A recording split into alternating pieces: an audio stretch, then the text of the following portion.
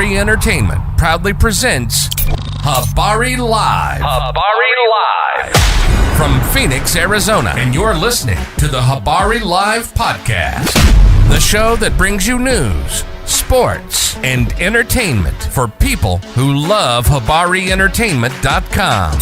Here are your hosts, Iesha, Jimmy, and Damon Dipleen Ellison. Let's get it going. We are all the way live.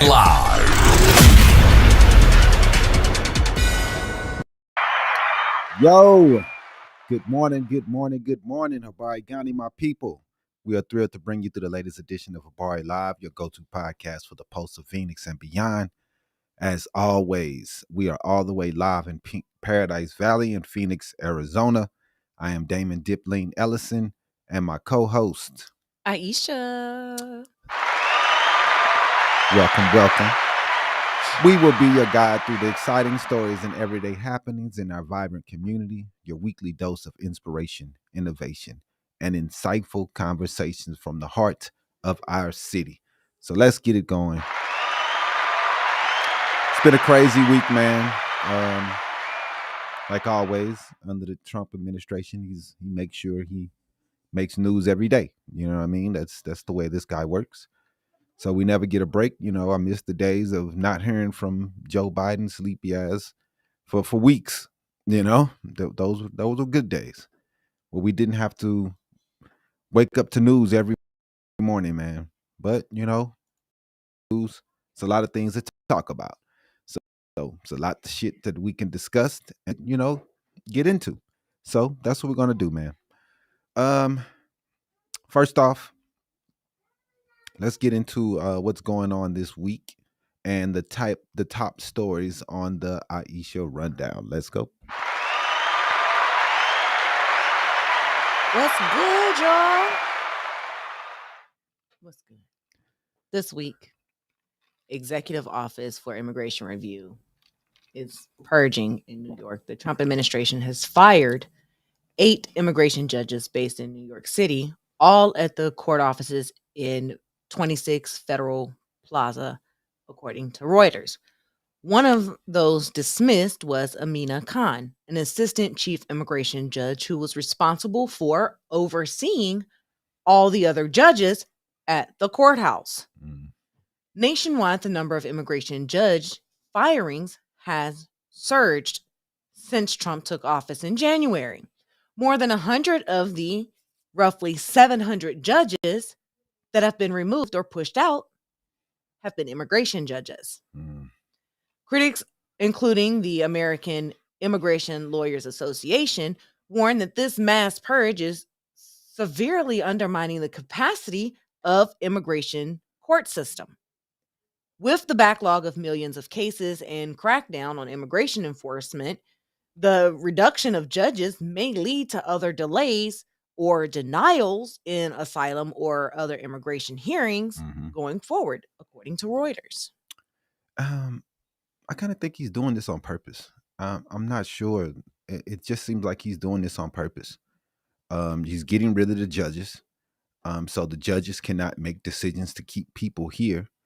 So you go around the judges and you make the as less of them as possible. Then it's less judges making decisions, and he could just throw people out as he wants to. He doesn't want to go through the courts. He just wants to do whatever the hell he wants.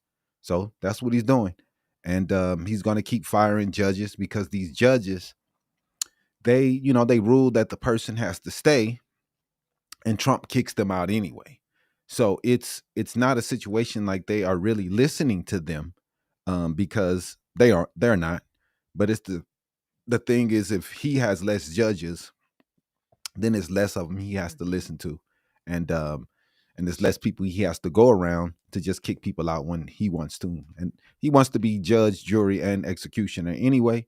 So that's pretty much what he's doing by getting rid of these judges. If you really wanted to make this system better, you hire more judges. And you put in more judges too, because people are coming in through amnesty. And that's what was going on with Joe Biden. The people were coming in, but he wasn't doing a good job of getting people through the system. So it looked really bad. And he didn't do a good job of slowing down the flow of the people that was coming. So that looked really bad. So that was on him. And but I just also think that you hire more judges, man, not fire them. But this is Trump. He doesn't like the Constitution or rules of law. He does what he wants to. Mm-hmm. I kind of agree, because in addition to firing all the immigration judges, all of the immigration cases, including citizenship ceremonies, have also been paused for nationals coming from 19 additional countries.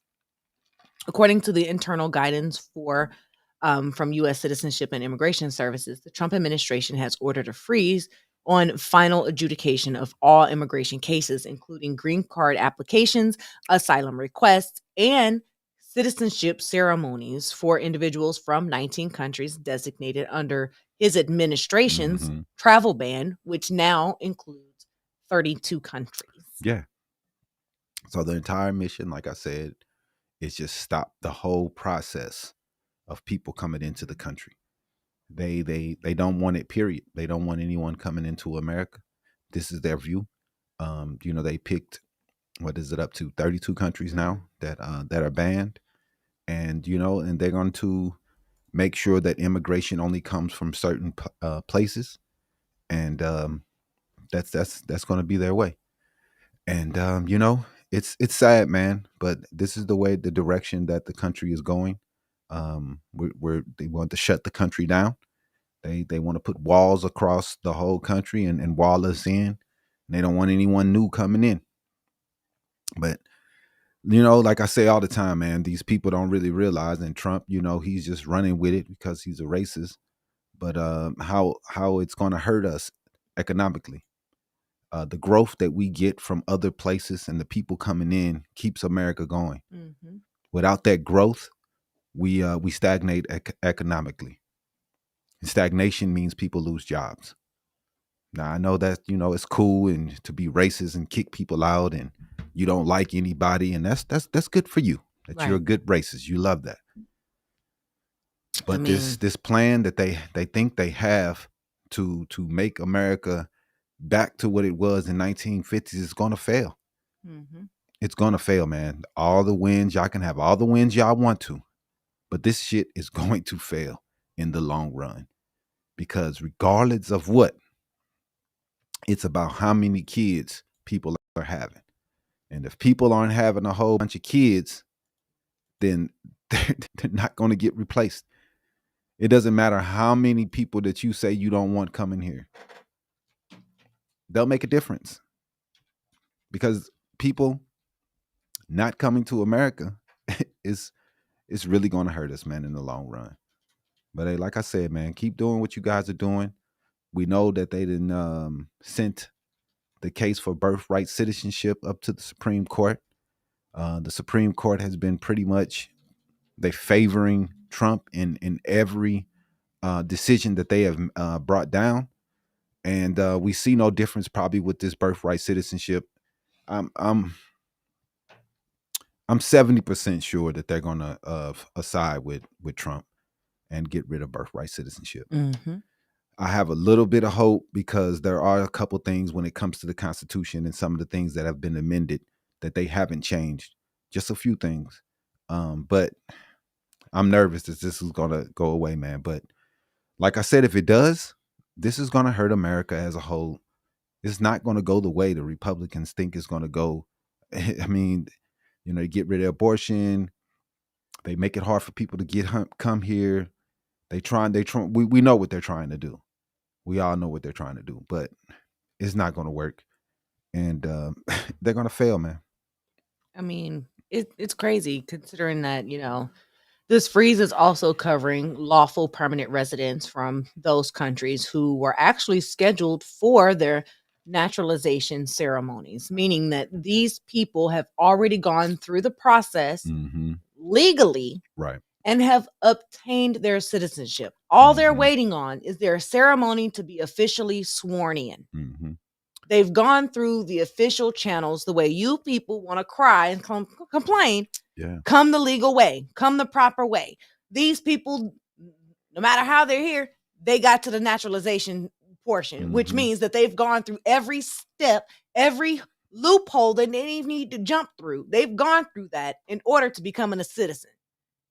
And he's just gonna say, nah, we ain't gonna do their ceremony. We're not gonna swear them in. Yeah, because he feels as though because they failed when they vetted this Afghani, they failed. They vetted him. You know, he's trying to blame Biden and talking about, well, Biden, he didn't vet them, but you vetted him in April. Right. And you let him in. So now, you know, something is on his watch.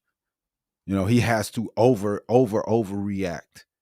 He has to exert himself to try to make sure that he covers up for this mistake that he made. And most people wouldn't even trip off this.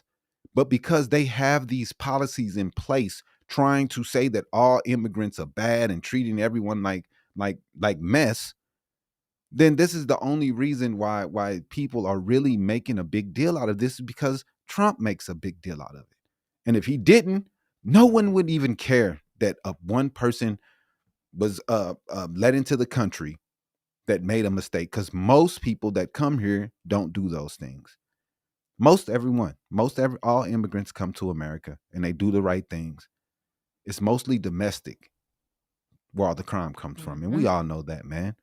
Immigrants don't come here and do a whole bunch, but you know, that's the politics of today. And Republicans are running with it. And it's just insane, man. Real insane.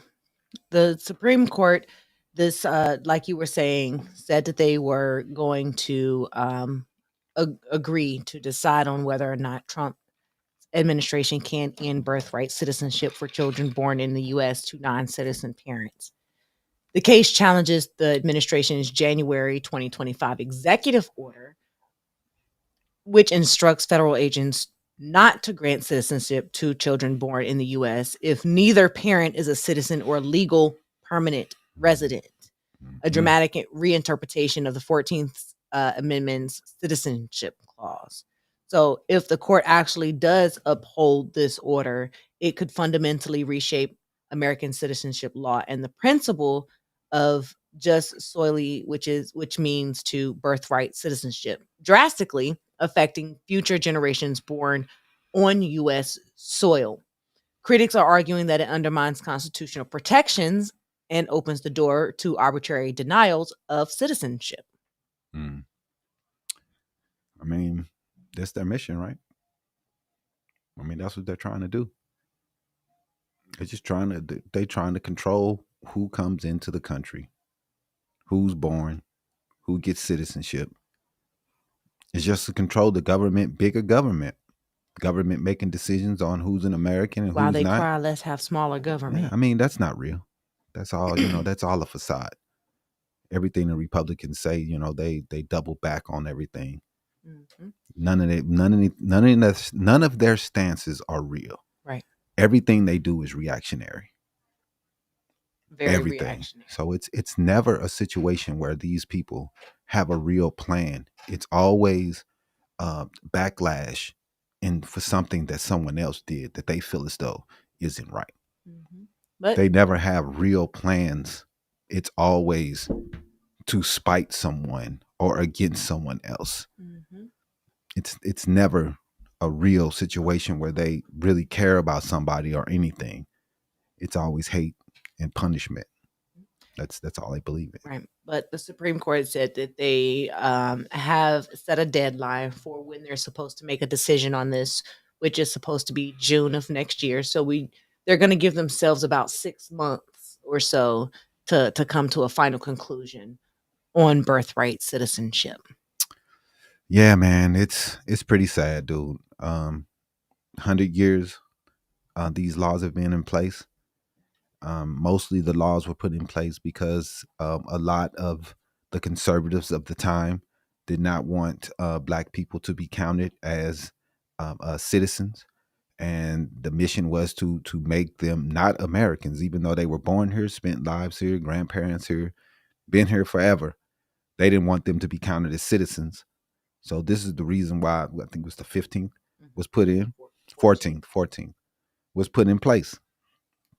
So I'm not sure, man, why. I mean, we all know why, but it's just crazy that the people who love the Constitution so much has done so much to be against it, and done so much to go against the thoughts and the beliefs of the founders and everyone else. Some of the founders were slave owners and everything else, but we try to interpret what they were trying to say more than anything. Everybody was created equal, even though they believed in slavery and had slavery. We can't really go by those. We got to go by the words, not their actions. And their actions did not match their words, so we have to go by the words. And the way those words are interpreted today is that everyone is created equal, and everyone has a chance to be an American, and that's the way it's supposed to be. But it's all good, man. We're not gonna we're gonna do the best we can, man, with this. I like I said, I think that it's probably going to go through, and I'm 70% sure that they're going to pass it. I'm giving it a little room, but I'm pretty sure that it's going to pass, and there's going to be no birthright citizenship in America, which is going to be crazy. True. But lastly, this week, I don't know if you saw it. You probably did. But Halle Berry is now slamming Gavin Newsom over his decision to veto a menopause bill. And it's crazy because the reason why he's saying that he's vetoing the bill, as it's written, will increase premiums for everyone. And he wants to avoid increasing health insurance premiums for everyone in the state, just so that way women in going through menopause could have this coverage under their insurance plan. Right. But that calls for you to say that he's devaluing women when he's telling you, hey, go back and rewrite it so it doesn't really cost as much, so we don't have to increase premiums. Then you might be able to get some workaround. But as it stands, it's too expensive for us to do it. Right. Yeah, I'm not sure why Halle Berry is going in so hard on the man when she know that when you add things to people's medical, their insurance goes up, and these companies are looking for any reason to raise insurance on people. And Gavin Newsom, he can't sign anything that's going to raise the prices for everyone and purposely hurt everyone. Now, I understand both sides. I get what she's saying. A lot of women are going through menopause and don't have these things covered. But when you add things to insurance, unless you have a good plan, right, you have to figure out a way to put these into insurances for the insurance companies don't overreact and then charge everyone more for this care. Exactly. So I get both sides. I understand. I want Holly to be successful in what she's doing, but I also understand Gavin Newsom saying that, hey, this is too expensive. Let's try to figure out a way to get this done. Hopefully they can get together and work together and figure something out. You don't want people saying things that hurts the government, and they never are able to get together and figure out the issues. Because just that's the way it is, man. It's all good. You just want people to be able to come together, and I hope just because she said these things, it's kind of bad that Gavin doesn't act down or not take the opportunity to go and talk to her, and that's what I hope comes out of this. Because man, you gotta see both sides, and you gotta be able to figure things out, man. And like I said, I think that it's important. I wish everything was covered, man. So I wish we had, I wish we had universal care, and that would end all of these debates. But we're stuck with the system we have, and until we figure out a way to get something better. But man, I would think that California, man, that they would be trying to think of something a different way, man, by themselves. They're so huge. All the money that they have. I'm surprised that they haven't never put in a system themselves that covers everybody in the state. Yeah, you're right. But Newsom did respond to her accusations of him not valuing women by saying that he also had included provisions for menopause care in the upcoming 2026-2027 state budget. Mm-hmm. So she's really uninformed about everything that's going on. Right. So had she just been a little bit more patient, waited for the information to come out, mm-hmm. she would have known that this would have been in the state budget for the next year. Right. So, I mean, I guess she's passionate about it. She really because she's going through it herself. She really cares. She got them hot flashes. She probably could have reacted differently, but it has us talking about it. We are speaking about it, and that's what matters. That the word is getting out about the women needing this care and this care not being taken care of at all. So hopefully Holly Berry and those people figures it out and gets something going that helps women of that age. That's all you got? All right. So we're gonna get straight into the stories that we have today. It's been a lot going on this week, man. We saw the person caught for placing pipe bombs on the day before January 5th in DC, trying to erupt or interrupt the elections and the things that was going on in Washington that day to try to put in place Joe Biden as the president. And we all know that they wanted to do everything they could to stop that. And this guy who was caught was part of that. And it's funny because the Republicans, they had a lot of conspiracy theories about this, and they said a lot of crazy stuff. And they said it was a setup, even though the FBI was Trump's FBI. They're so weird. You never understand their conspiracy theories. It just never makes any sense. But it was all Trump's people, and this was all while Trump was under his watch. And they try to blame everything and say Biden and them didn't do anything, but whatever, dude. But the thing is that catching this person doesn't really help them, in my view. You do what you got to do to catch the people that's right, but the guy comes out and he's a Trump voter. The guy comes out and he was mad because he thought the election was stolen. So he was going to hurt people. So this shows that Trump's rhetoric and bullshit almost got people hurt if these bombs would have went off. Almost got people killed. This mess that he was sitting around telling everybody. Many people almost went to jail. That people trying to put in place electors, cheating. I need you to find votes, Trump said on the telephone. And they trying to brush it off like nothing happened. Nothing's going on. It's no big deal. Like, man, we see what's going on. And, it's all bad, man. It's all bad. And everything that's going on is crazy. So I think it was on Wednesday morning, behind closed doors in D.C., members of Congress watched a classified video of a U.S. strike on a small boat off the coast of Venezuela, and some walked out saying it was one of the most troubling things they've ever seen.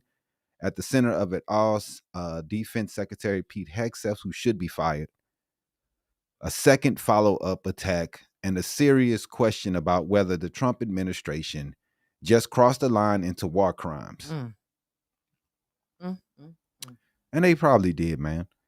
I don't even think that they did. Like I keep saying, man, they're just killing fishermen. And reports come out this morning that one of the people was not even headed to the U.S., that they were just headed to a little island off the coast of Venezuela. It wasn't coming to America. And people have been saying this since the beginning. These people would have to fill that boat up like 20 times to get to America. They're just killing fishermen and boaters, just murdering them.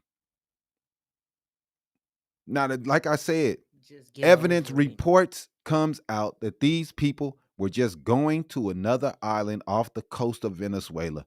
They were not going to America. We don't even know if these people are bad guys. We don't know who these people are. They haven't proved anything. We have no one from Venezuela attacking America. You're just saying, oh, they're bringing in drugs and that's enough? That is not enough. When we also know that no fucking meth, is coming from Venezuela. No fentanyl is coming from Venezuela. We know that. Everyone knows that. So what are we doing? They're talking about kilos of drugs. If the kilos of drugs are coming from Mexico. So why aren't we shooting down Mexicans then? Because that's where most of the drugs come from. They know a lot of the fentanyl is being created in China. We're not doing anything to them. Venezuela has nothing to do with this. They just want to do a regime change. They want Maduro out of there, and that's all it is, period. They want access to their oil. I don't know what shady stuff these people are on, man. But Trump's shadow war at the sea, man. The Venezuela boat strikes is all bull and all mess. For real. And we're gonna talk more about it, man. We could skip the beginning. I don't know why it does it all the time, man. Me either. But it's on. Yeah. But yeah, man, I just don't know. He said you can see the drugs in the boat. No, you couldn't. No, we don't know. We don't know what the fuck that is. How the fuck do we know what that was? We don't know. That we're seeing video from I don't know how far back. We have no idea what that stuff is. So I don't understand how you all are saying that it's drugs and these are drug dealers. And even if they are, man, drug dealers don't deserve to just get blown up. I don't understand how this is not against all rules of war and engagement. Right. This is not legal. Unless these people created a threatful situation towards Americans with some type of threat or straight up in danger. Someone has to be in danger. It can't just be, oh, they're going to sell drugs and those drugs might kill somebody. Nah, man, come on, man. No. I've never heard of this. I've never heard. This is not real. So we're starting today with the story that sounds like something out of a Tom Clancy novel, except this is real life. U.S. warplanes hitting small boats in the Caribbean off the Venezuela coast. The Trump administration calling it a war on narco-terrorists. And now a second strike on survivors that has lawmakers asking, did we just watch a war crime on camera? And in the middle of all of this, Defense Secretary Pete Hegseth, there are reports that he gave in order to kill everybody on the first alleged drug boat. Pete Hegseth denies it. A Navy admiral said that there was no kill them all order. Right. But the video of that second hit on the survivors has people in Congress worried. Like, so if there was no kill order, who made the decision to fucking do it? Who decided to do that second strike? Right. So you saying that the person who was arming this weapon just decided to kill these people? You're throwing him on the bus? Right. They already threw the admiral on the bus. We didn't even know who this admiral was. They didn't have to bring this dude up, but they had to find somebody that they wanted to throw under the bus. Ridiculous. Pete Hegseth don't want to lose his job, so let's blame it on the They're admiral. talking about their big, strong guys. They were supposed to say, hey, this is on me. This is on Pete Hegseth. I did this.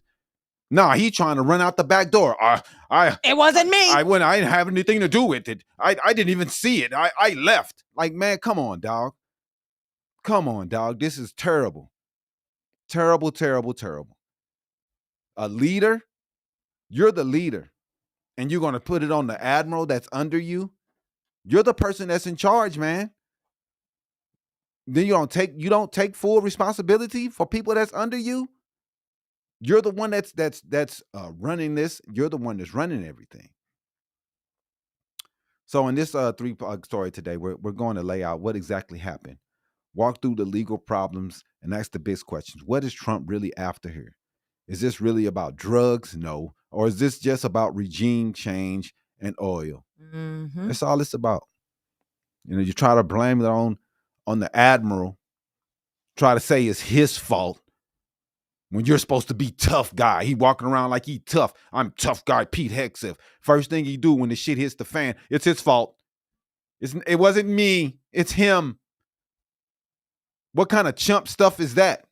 Nothing tough about that. Terrible, man.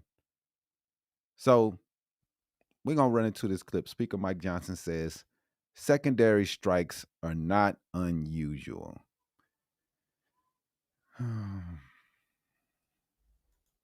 And secondary strikes are not unusual. It has to happen if a mission is going to be completed. So I haven't reviewed the scope of the mission. I haven't reviewed that particular strike. I don't know what went into the admiral's decision matrix, but it's something that Congress will look at, and we'll do that in the regular process and order. I think it's very important for everybody to reserve judgment and not leap to conclusions until you have all the facts, and that's what we'll be uncovering. Yeah, man. See, this dude, he always talking about what he doesn't know anything ever. He never knows anything, dog. This guy here may be the most ill-informed person in fucking Washington, D.C. He never knows anything. I don't know. I don't know. I don't know. That's all he says ever. Right. I don't know. I don't know. I didn't see it. Like, dog, you're the fucking leader. And they don't tell you anything, huh? They just out there making decisions on their own. Man, terrible, dog. Terrible. Yeah, we're still talking about it because it happened this week, and we talk about what happens throughout the week.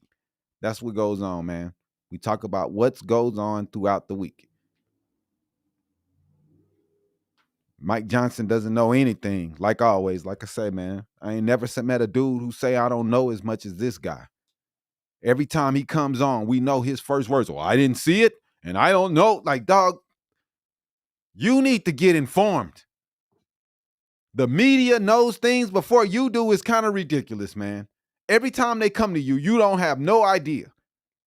Like, how the hell? You had to be briefed on this. There's no way you have no idea what's going on, Mike Johnson. But it's always, I don't know. I didn't see it. I don't know. I didn't see. This is the blindest, deafest dude I've ever seen serve Congress ever as the leader. This is Johnson trying to normalize something that the military itself says is rare. The military said this is rare for them to kill people on the second strike to make sure that they're gone. This is rare. Heavily controlled and only justified under strict conditions is usually why these things happen. Right. So he's doing cleanup for the administration, but he ain't telling the truth. He's just going to say it was him. Mm-hmm. I didn't give the kill all order. It wasn't me. I don't know anything about that, but he did it. But I support him. Right. I support his decision, though. Mm-hmm. So let's run this clip. Secretary Pete Hegseth claims he did not personally see survivors. So he's trying to distance himself, even though in the tweet he did say that he stands with the admiral's decision on the second strike. But the thing is, if he stood with the admiral's decision on the second strike, what reason did he have to bring the dude's name up for? Right. He didn't have to say his name. There was no reason to bring up Admiral Bradley at all. If he stood by it, and he is the one that made this decision as a leader to stand by this and decision that he was made, there was no reason to even bring that dude up. Right. But he made sure he brought this guy up. Because he wanted to make sure he didn't have nothing to do with it. Exactly. He wanted to blame it on someone else. So let's go ahead and run this video of Pete Hegseth blaming the Admiral pretty much, saying he wasn't there. I watched that first strike live. As you can imagine, at the Department of War, we got a lot of things to do. So I didn't stick around for the hour and 2 hours, whatever, where all the sensitive site exploitation digitally occurs. So I moved on to my next meeting. Some notable comments from President Trump and Secretary Hegseth inside that cabinet meeting, as both of them said they were not aware about that second strike on the alleged drug boat, a second strike that has now become the source of a huge point of controversy here in Washington and is also at the center of those accusations of potential war crimes committed by this administration. Now, Secretary Hegseth said previously that he had watched this strike happen on September 2nd live. But today, when he was pressed about whether or not he knew there were survivors after that first strike and before that subsequent second strike took place, Secretary Hegseth said he did not personally see them because the boat was on fire. I did not personally see survivors, but I stand, because the thing was on fire. It was exploded and fire, smoke, you can't see anything, you got digital. This is called the fog of war. Again, Secretary Hegseth instead put the onus on Admiral Frank Bradley and said he was the one who carried out the rest of that mission to eliminate the boat, as Secretary Hegseth put it. The question is whether or not that has any of the answers that lawmakers on Capitol Hill, including Republicans, have been looking for here. So, I mean, this guy, he wants to act like the bombing happened and he just left the room, got up and left. Right. You know, He admits he watched that first strike. Good job. And just got up and left. Right, exactly. Get the Yeah, I fuck saw out. that first one. Get out of Yeah, here. yeah, I saw that. Get out of here. But then you get up and walk away from the sensitive site exploitation. No, you're not. The gonna part do that. where you confirm if anybody's left alive, if there's any survivors, you're just going to get up and walk away. Didn't you serve in war? No, he didn't. But he did not serve in shit. But anyway, no, he's not going to do that. I don't believe him for 2 seconds that he just got up and left out that room. I don't believe him. He is trying to distance himself and trying to give himself cushion by saying he didn't see it. He saw it. He was there. I believe he gave the order. I do too. I believe he told him to do it because he don't know what the fuck he's doing and he don't know the law. Exactly, shit. Stan. Illegal orders. Yep, exactly. That's why that illegal orders video came out. Mm-hmm. Because they knew they was doing illegal shit. Telling people to kill people that we still have no idea what these people are doing. I don't believe anything they doing out there. At all. Go ahead. But he okay. calls it the fog of war. Yeah, I mean, which this is translation to plausible deniability. he wasn't a leader. He calls it right there. Right. He calls it the fog of war, translation plausible undeniably. But when lives are at stake, that's not a defense. That's an indictment. Yep. And let's go ahead and play this clip of Caroline Leavitt throws Admiral Bradley under the bus quick as I don't know what. Mm-hmm. She sure does. Here I we have go. a statement to read for you here. President Trump and Secretary Hegseth have made it clear that presidentially designated narco-terrorist groups are subject to lethal targeting in accordance with the laws of war. With respect to the strikes in question on September 2nd, Secretary Hegseth authorized Admiral Bradley to conduct these kinetic strikes. Admiral Bradley worked well within his authority and the law, directing the engagement to ensure the boat was destroyed and the threat to the United States of America was eliminated. What threat? What threat, man? It's ridiculous. There's no threat. They're trying to say that drugs are a threat. How is that a threat? It's just it's so ignorant, man. And then to try to say that it has to be, she admitted it, that they bombed it till they was finished off for the threat was done. Like they are admitting that they done this and it's okay. Right. But we all know this is not okay. Yep. This is not when it comes to the rules of engagement, this is not in the rules. You don't kill people on the second strike. If a plane is blown out of the air and the guy goes out and gets out with his parachute, you don't shoot him down. You on the second strike, you took out the plane. That's the rules. That's what you're supposed to do. You're supposed to take those people hostage. You don't supposed to just kill them. I think the strikes in the first place are illegal, but the second strike is especially illegal. And there was an illegal order that someone gave somebody. And I know these guys didn't just do it on their own. Right. A private is just not going to just, oh, look, they're alive. Let me take them on out. They're not, because these guys know more than this Pete Hegseth piece of shit knows. They're trying to throw somebody under the bus. But go ahead. You can feel the internal fractures every day because someone else in this administration tries to offload blame for that second strike. Hegseth is saying that the admiral did it. He didn't give the order, but the admiral gave the order. But he stands by the admiral's decision to give the order. The admiral said he ain't give the order, but somebody did it. But they don't know who did it. Right. And every virgin contradicts the last. That's how you know the story's rotten. Because the stories keeps changing. Everything keeps fluctuating. We don't know for sure exactly what these guys have done, but we know that their stories are changing. So we know something dirty happened. So man, it doesn't matter if the people are terrorists or not, my brother. You cannot treat people that way. These are this is the Geneva Convention does for all people, and especially if we're supposed to be in war with them. And he says we're in war with the narco terrorists, so that means that those people fall under the Geneva Convention also. I have to disagree with that. So let's start back with the timeline. Back in early September, Trump announced the U.S. had carried out a strike on what he calls a Venezuelan narco-terrorist boat in the Caribbean. The administration says the boat was tied to Trinidad gang and loaded with drugs headed north. Something he has yet to prove. He still hasn't proven that these people had drugs. At least give me one boat. Now, the first time that their people survived one of his bombings, he let them go home. A couple people survived. He let them leave. What I don't think he liked is when that happened, people realized that he was just letting the people go. If they were drug dealers, why didn't they go to jail for selling drugs? Why wouldn't you arrest these people?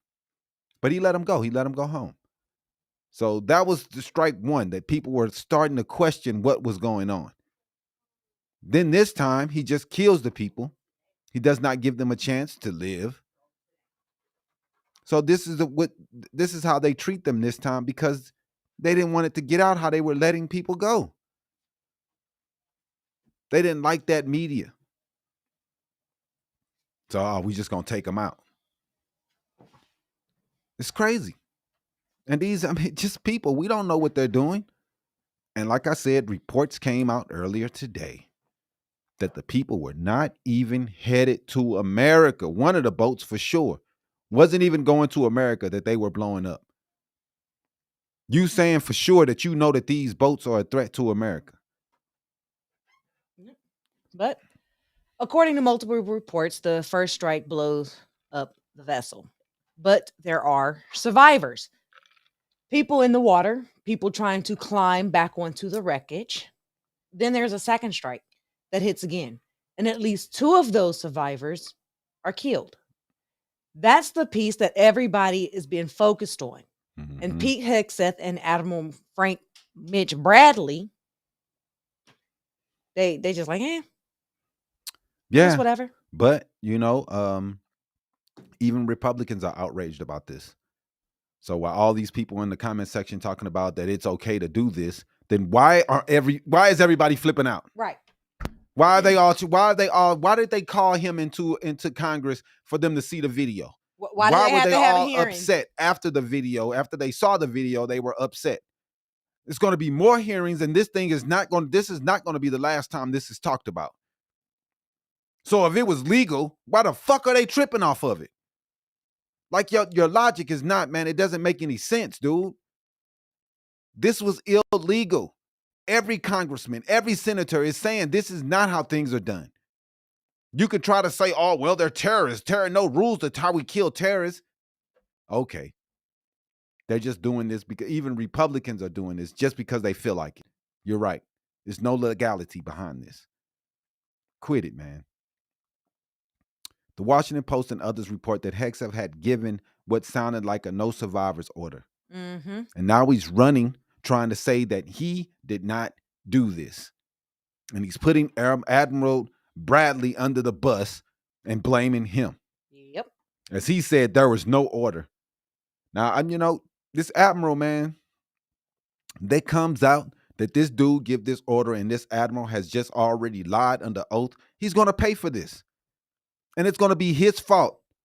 Because if he knows that this dude gave this order and he's lying under oath, he's going to pay for it. And you're going to fall on your sword for this piece of shit? It's crazy, man. They said they said there was no survivors orders was put out. So essentially, kill everyone on the boat. Hegseth says the quote is fake. We don't know for sure. It may be fake, but we don't know for sure. But he is the person that is in charge. That's what I do know. Right. Since y'all want to give him the Secretary of War title. Right. The White House says he never ordered people in the water to be killed. The admiral in closed doors testimony told Congress there was no explicit kill them all directive. But here's the problem. Members of Congress who saw the classified video say it shows a follow-up strike that clearly hits when there are still survivors around the wreckage. People trying to cling to life so they don't drown. Mm-hmm. And they're just trying to cling on to the drugs. Right. That's them in the comments. Not people trying to cling on so they don't drown. Mm-hmm. But, one lawmaker said that it was one of the most troubling things that they had ever seen in any type of briefing they've ever been in. And another is openly talking about impeaching Hegseth over it. Get him out. Man. Yeah. And this wasn't some one-off. Since September, the U.S. has carried out more than 20 similar boat strikes in the Caribbean and Eastern Pacific under an operation called Southern Spear, killing at least 80 plus people the administration labels as narco terrorists. With no proof. No proof. Zero. No proof at all. None. DEA agents are famous for going around and collecting the drugs and doing photo ops with them and saying, here, look, we collected millions of tons and pounds of kilos or whatever it was from this gang. Trump's administration doesn't even want to do that. Right. Where's the proof that it's actually drugs on these boats? Where? But, we're not just going to talk about just the one boat. We're talking about a whole new shadow of war off of the Venezuelan coast, primarily ordered by Trump and executed by Hegseth. And the Pentagon, often announced on social media like it's just another campaign talking point. Y'all remember those orders that Hegseth was talking about on Signal? That's part of these orders, these kill orders right here. He was given directives on the Caribbean boat strikes on Signal. On Signal. And but it wasn't him that included a reporter on those messages. It was him. And, he should have been fired then. These people lost their mind over Hillary having her own email server. Right. This guy using an app that's controlled by some other company, sending out information from the classified information. Top classified. Sending it on out. And has been using it for I don't know how long. Still using it. And they said finally he's going to stop using it. It's crazy. Man, it doesn't matter how many people die from drugs. It doesn't matter. That does not give you the right to kill people. Drug dealers are arrested and put in jail. If the drug dealers, the piece of people dealing drugs, you arrest them. Like the people who got arrested for dealing drugs to what was his name? The famous actor that just got Matthew Perry. Yeah, Matthew Perry. How those drug dealers they're going to jail and they're serving time for killing Matthew Perry. Right. You go to jail. That's what happens to drug dealers. They don't get blown up out of the water. You just don't execute them. Just take them out. Because you feel like it. I mean, you're supposed to man, it's just ridiculous, man. It's ridiculous. If these people are selling drugs and they had the dope, go down and get the fucking dope and show us. Because we're other than that, we don't believe you. You ain't got no evidence to say to prove what you're saying. I don't believe you. don't seem to me that you're telling the truth. That's why you're killing everybody. Right. The burden of proof is on the prosecution, not the defense. Now let's take about the backdoor discussion, the stuff we're all only learning about because people inside the room are leaking information.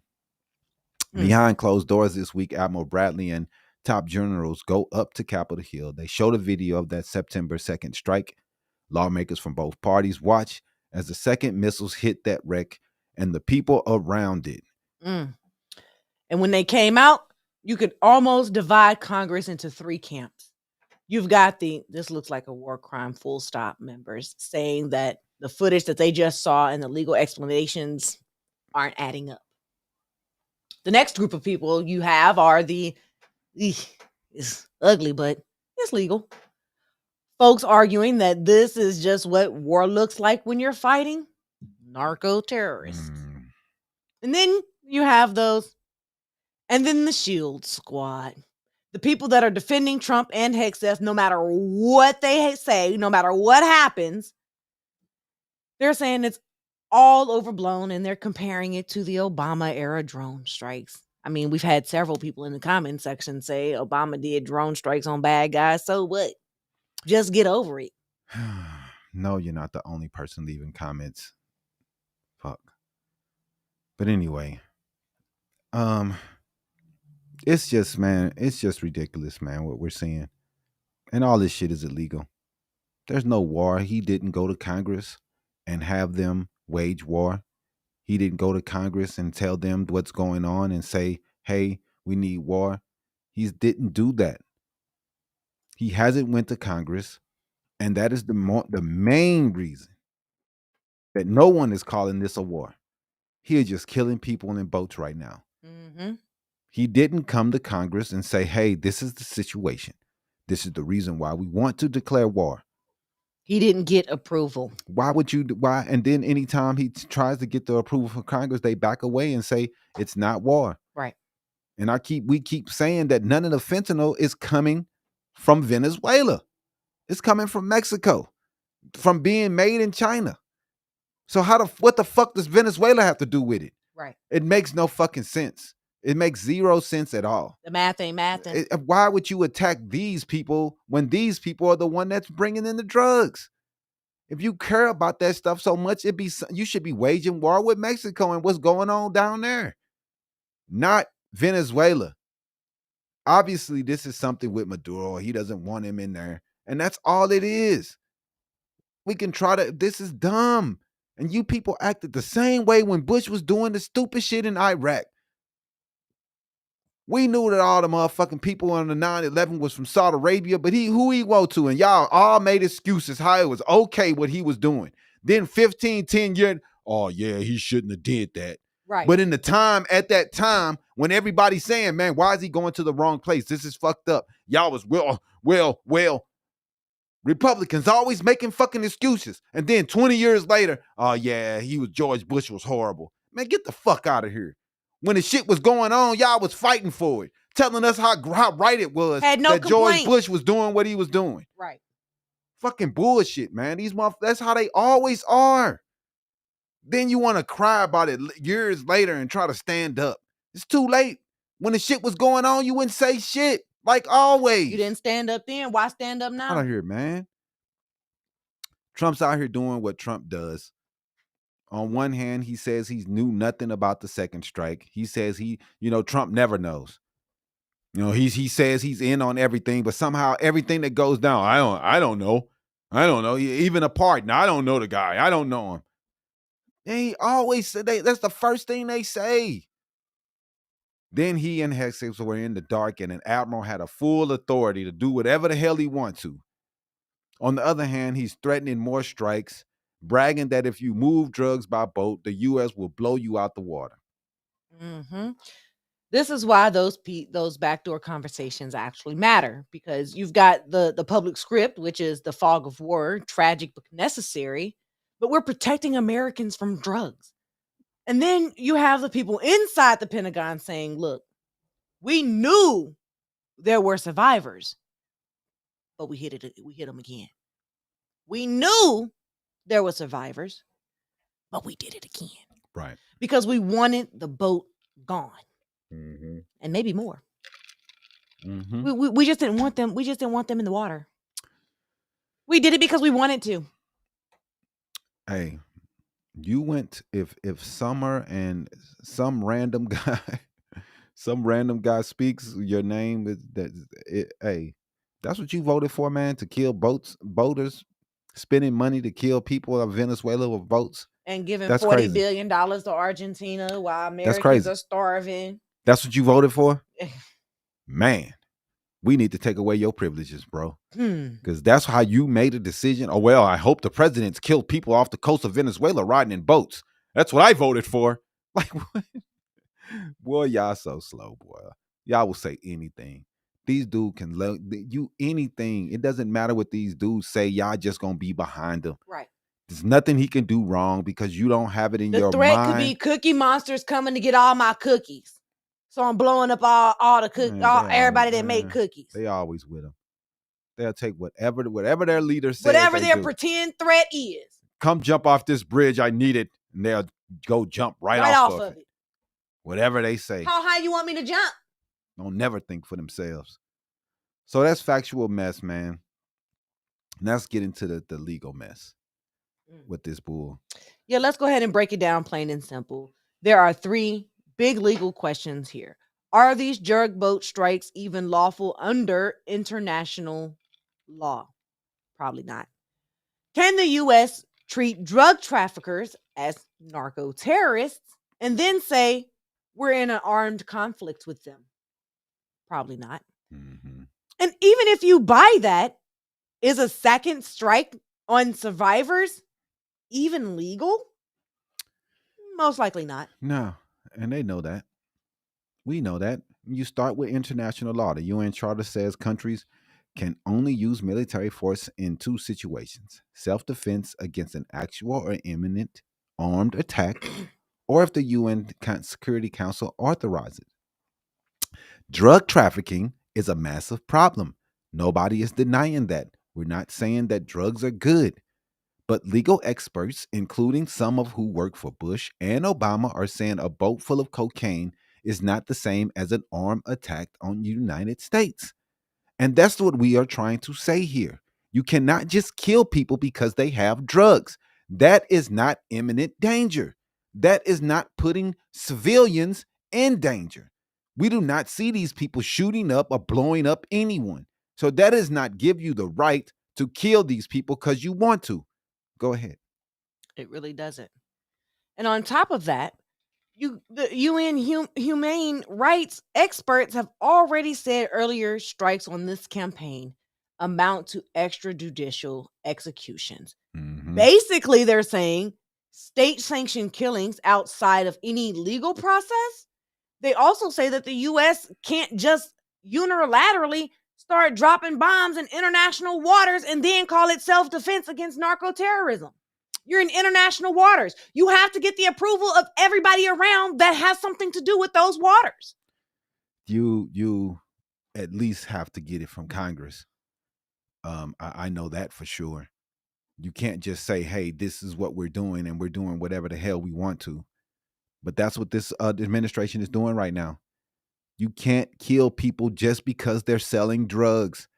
I don't care if it's international waters or not. Well, what about the people who overdose from those drugs? You go and prosecute them and put them in jail. You like they did with the drug dealers for Matthew Perry. Exactly, with any other situation. But you don't kill the people that bring in drugs in. We've never seen this before in the history of America, man. They're just killing people. Oh, look at that boat. I think he has drugs. Blow it up. Kill them all. Come on, man. This is disgusting stuff, man. Then you got the laws of war. If this is a big if, you accept the Trump administration's claim that we're in an armed conflict with these cartels, which is 100% garbage. Wrong. 100%. Under the Geneva Conventions and the U.S. military's own law of war manual, shipwrecked survivors and people out of the fight are supposed to be protected. You cannot intentionally attack people who are wounded in the water and no longer posing a threat. Legal experts say a second strike that kills survivors is illegal, even a real war. Even in a real war, because this is not a real one. Never mind in a drug mission, because this is fucking bullshit. And they're making up criminals and war when they fucking want to. The person who tried a coup attempt on our government is now committing war crimes. Is anyone really surprised? Not surprised at all, man. So when you combine all of that, no real armed conflict, no congressional authorization, strikes on in international waters, and the follow-up hit on the survivors, a lot of international folks, law folks, they're talking, including former U.S. officials. They're saying that this doesn't just push the boundaries. It blows past them. Mm-hmm. We're the ones committing the war crimes. Trump's administration is committing crimes now. But y'all don't care. Yeah, man. Bottom line, from a legal standpoint, this campaign looks like it's on very thin ice, even though they just did another strike, I think, yesterday. So I don't think they really care about none of any They of don't. this. And that second strike of Venezuela might be the moment where it falls through. I'm not sure. Because Pete Hegseth and Trump, these guys really think that the law is beneath them. They really think that the Constitution is something that you just wipe your ass with and you do whatever the fuck you want to when you're the president. And the Supreme Court has gave them those powers, and that the administration cannot be taken to courts. He cannot be held responsible lawfully for anything he does as the president. That is what the Supreme Court said. But that is cool. And then all of these things that they are agreeing with this gerrymandering, saying it's okay because we think that the states are doing the right thing. We're going to give them the benefit of the doubt. This is how they are making decisions in Supreme Court right now. We think they're doing the right thing. We're going to give them the benefit. It's okay. I know you guys aren't being racist. It says, Craziness. what about alcohol? Alcohol abusers not only endanger others, but themselves. They also go to jail. They don't get blown up. It's on you. But what is Trump really after? So if the law is shaky, why is Trump doing it anyway? Let's talk about his motives. We can't read Trump's mind. We don't know exactly what he's thinking, but we can look at the patterns in which he's handled previous situations. The administration labels these groups as narco-terrorists. It later designates cartels of the sun, which it ties directly to Venezuelan President Nicolas Maduro, as a foreign terrorist organization. And then it turns around and sends thousands of U.S. troops and warships into the Southern Caribbean, right off of Venezuela's coast. And you don't think Trump's trying to start a war? Yeah, man.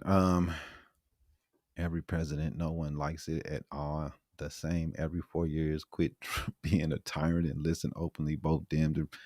Whatever, man. I know, whatever. You people like you, Allen's LGD. You just it's no hope. The government and everybody's bad. Shut up. I know you don't read anything when you say everybody is all the same. When we know it's not all the same. People have different ideologies. People have different ways of governing. People have different ideas. You don't know what you're talking about. And it's the dumbest shit that is pushed ever. Oh, they're all the same. Same wing, different. Shut up.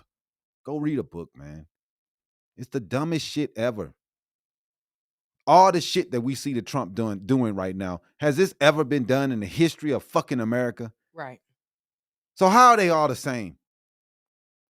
This is not the same. You don't know what you're talking about, man. People are different. All people are different. For you to say that everybody is on the same team, like what team? Like you don't know what you're talking about. This country has been divided since day one. And it's always been divided between people who wants to fuck everybody and the people who want to give people a chance to to at least make a decent living in this motherfucker. It's always going to be a fight between those two, because there's people who just do not care about others' well-beings. They are not ran by the same people. All right, man. When you connect these dots, it looks like a narrow anti-drug operation and more like setting the legal table for regime change.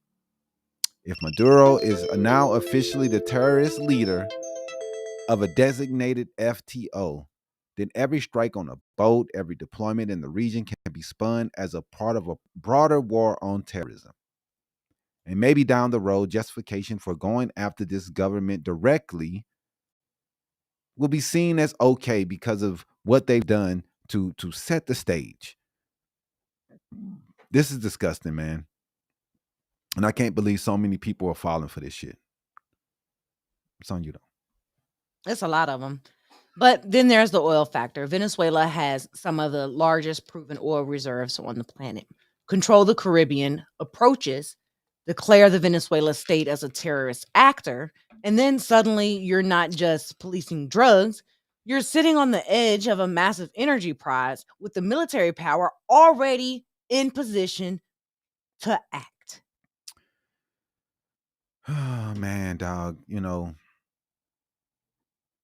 blacks turning on immigrants, mate. Who are turning on immigrants? What are you talking about? I mean, there's some black people who are with getting rid of immigrants. There are a lot of Trump voters that are black, a lot of Trump voters that are Hispanic. There's a lot of people of color that are with white supremacy, and they think that the country will not run right, and unless there's a white person in charge. There's all type of people of color that's with that.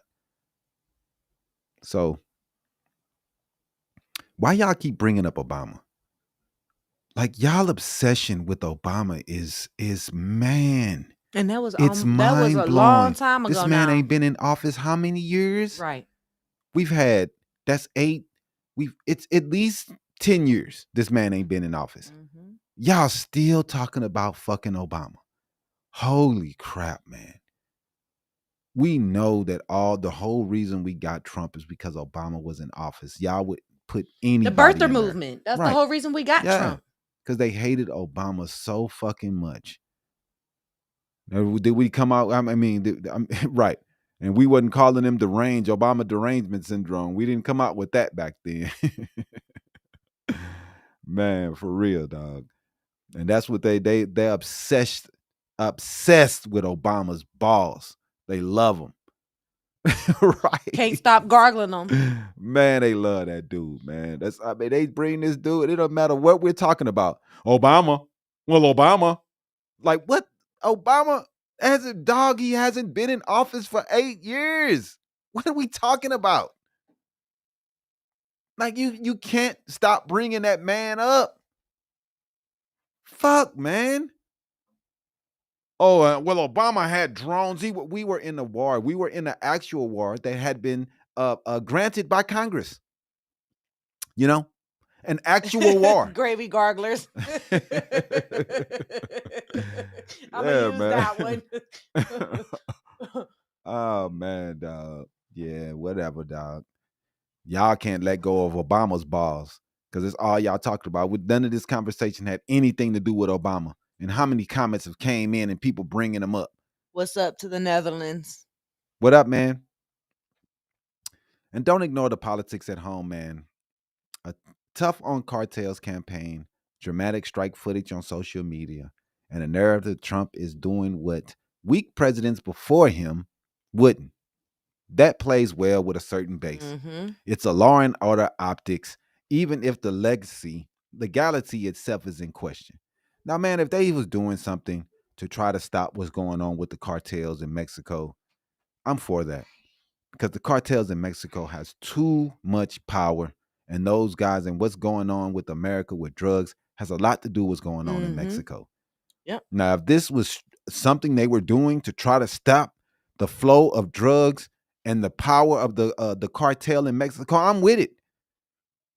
But what they're doing right now in Venezuela makes zero fucking sense. Right. When we know most of the damage is coming from Mexico. But so when you ask, what is Trump really after? The answer is probably a mix. Campaign theater showing strength on drugs and borders, a strategic leverage, keeping pressure on Venezuela with regime change options quietly on the table, and energy and influence, signaling to the region that we control this water, we control what moves through it. Mm. Yeah, man, I don't know. I don't get it. We have so many things going on right now as a country. We have economic issues. We have trade problems that Trump created. And this is what we're focused on. Do you guys, you're always talking about money that's going to welfare. You hate it that the welfare people to buy a bag of chips. You know how much money it costs? All these missiles blowing people boats up.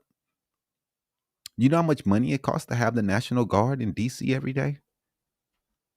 Do you know how much money is just being thrown down the fucking drain? All the money it takes for all these cases that he is steady taking to the fucking courts, all this suing he is doing, all these things cost money. You're always talking about the deficit and the debt. What do you think this guy is running up right now? Look at it. He's running it up. His little trips, golfing trips to Florida every other day. Like, you guys cared so much about money that you were willing to watch Ukraine fall. You were okay with it. You told Biden, who cares? We had already let Crimea fall and we didn't do much. Obama didn't do much. And I disagree with that. Biden tried to do a little bit more to try to keep them from taking the rest and taking Ukraine. And you guys were anti. You weren't with it. You were against it. Oh, stop giving all this money. Stop doing this. Stop doing that. We're okay with giving this money to Israel. That's fine. While they have universal health care, they can take care of their place. I don't care if he gets a salary. He's pocketing more money than any president throughout history, bro. His not getting a salary shit is bull. His sons are making $1 billion deals, dealing with leaders across the world. The shadiness is right in front of our face with these crypto deals and everything else that these guys are putting together. The buildings. What we are seeing from the Trump administration is the highest form of fraud. And we're just letting them get away with it while they sell crypto, while they sell access to the country, while they sell pardons. We're watching this and we're seeing this with our own eyes, and people aren't saying anything. The Law and Order Party is letting this shit go down. Disgusting. And all of that is being done not through a declared war or a public debate in Congress. Pete Hegseth has not brought his case to Congress and said, hey, these are the reasons we need to go to war. These are the people we need to go to war with, and these are the reasons that we need to go to war with them. Those things have not happened. And until those things happen, nothing these people say is real.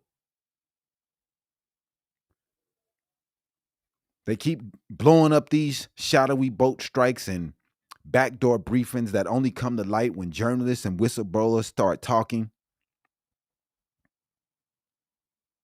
They're making sure that the shadiness of these attacks, we're not getting the information that we really want. Who are these people?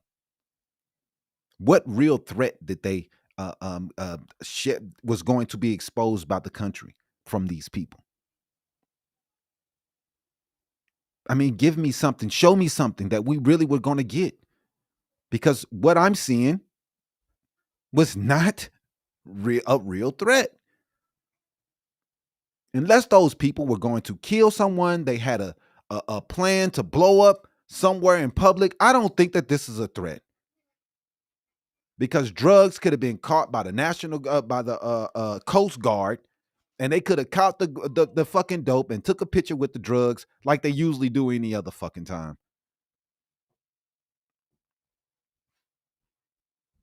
But that's not what's going on. They're killing people. They're murdering people. And if this was your family or anybody that you knew, you would be asking for answers. And I know these people in Venezuela are wondering, why are there people being blown up?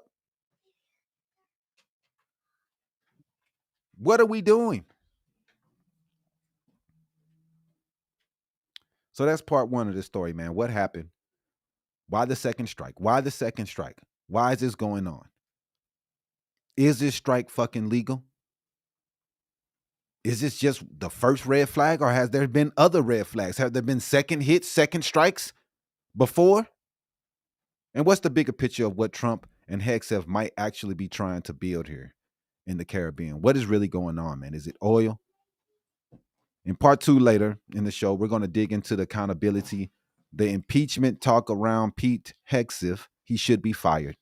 What Congress can actually do, and whether the U.S. troops are going to be the ones left holding the bag if these orders are ruled illegal. Yes, they will be. When these laws are ruled illegal, it's going to be the troops that's going to pay. The people who hit the button to send those through. Plus, we'll take a look at what this means for Venezuela, the region, and for any sailors or fishermen just trying to make a living in the waters that are suddenly find themselves on a battlefield. This is crazy. It's crazy. But you're watching Habari Live, man. If you have not subscribed, go ahead and hit that subscribe button. Don't go anywhere. We're going to keep this flowing. And we're going to keep talking about this mess that we've seen this week from the Trump administration, man. We got this guy, Pete Hegseth, using SignalGate. Another problem, putting U.S. troops at risk. And we're going to talk about this story, man. But, you know, it's crazy. This dude has been a complete disaster as the person in charge of the War Department. He's incompetent. We did not have these problems when Biden was the president, and the person that they fired, a black man, was doing well. No issues. So SignalGate, this shit that Hegseth keeps using, even though he leaked information to a journalist like the first couple days in office. Right. These are not secure communications, and how he's putting troops in harm's way using this stupid app that he says he's going to stop using finally. Hopefully. But, you know, we doubt it, man. Go ahead. Thanks for staying with us. In part one, we dug into the shadow boat strike off of Venezuela. So now let's turn to a separate but connected story where how Defense Secretary Pete Hegseth uses an unsecured messaging app and may have exposed U.S. operations and endangered American troops. That's cool, Sean Price. We don't have to agree. That's life. And especially in today, people don't agree with most stuff, man. Especially y'all, you people who just watch Fox News, y'all are straight brainwashed. There's nothing Trump can do wrong for y'all. There's things I can admit that I didn't agree with Biden, but y'all will never admit that Trump does anything wrong. Never. Like, dude, it's nothing that guy can do wrong for y'all. You don't never want to hold the dude to accountability. The man can be found guilty in the court of law of 32 fucking felonies, and y'all still won't believe the shit. There's nothing this man can do that y'all won't say is good. That withdrawal from Afghanistan was not well planned. And you can place that to blame on Biden first, on Trump also, because a lot of the things that were put in place was Trump's fault. He was also implementing all type of things in Afghanistan before Biden took place. Biden took over. But here are some facts, man. In March 2025, according to a report from the Department of Defense Office of the Inspector General, Hegseth shared operational details about an upcoming strike on the Houthi targets in Yemen, including a number of timing and aircraft using the messaging app of Signal on his personal phone. His personal device. Y'all was so upset that Hillary Clinton had personal emails on a personal server, yet this guy has a personal app that he uses for messaging on his personal phone. Mm-hmm. The IG found that while Hegseth may have had the authority to declassify the material, he still violated the Department of Defense's policy by using an unauthorized platform on a personal device. Mm-hmm. The report states that these actions created a risk to operational security that could have resulted in failed U.S. mission objectives and potential harm to U.S. pilots. To make matters worse, one of the Signal group chats accidentally included a journalist. You remember that? Also, Hegseth had installed a unique system in his secure Pentagon office that allowed him to access his personal cell phone from within a restricted fucking area. Restricted area. He wanted access to his personal fucking cell phone.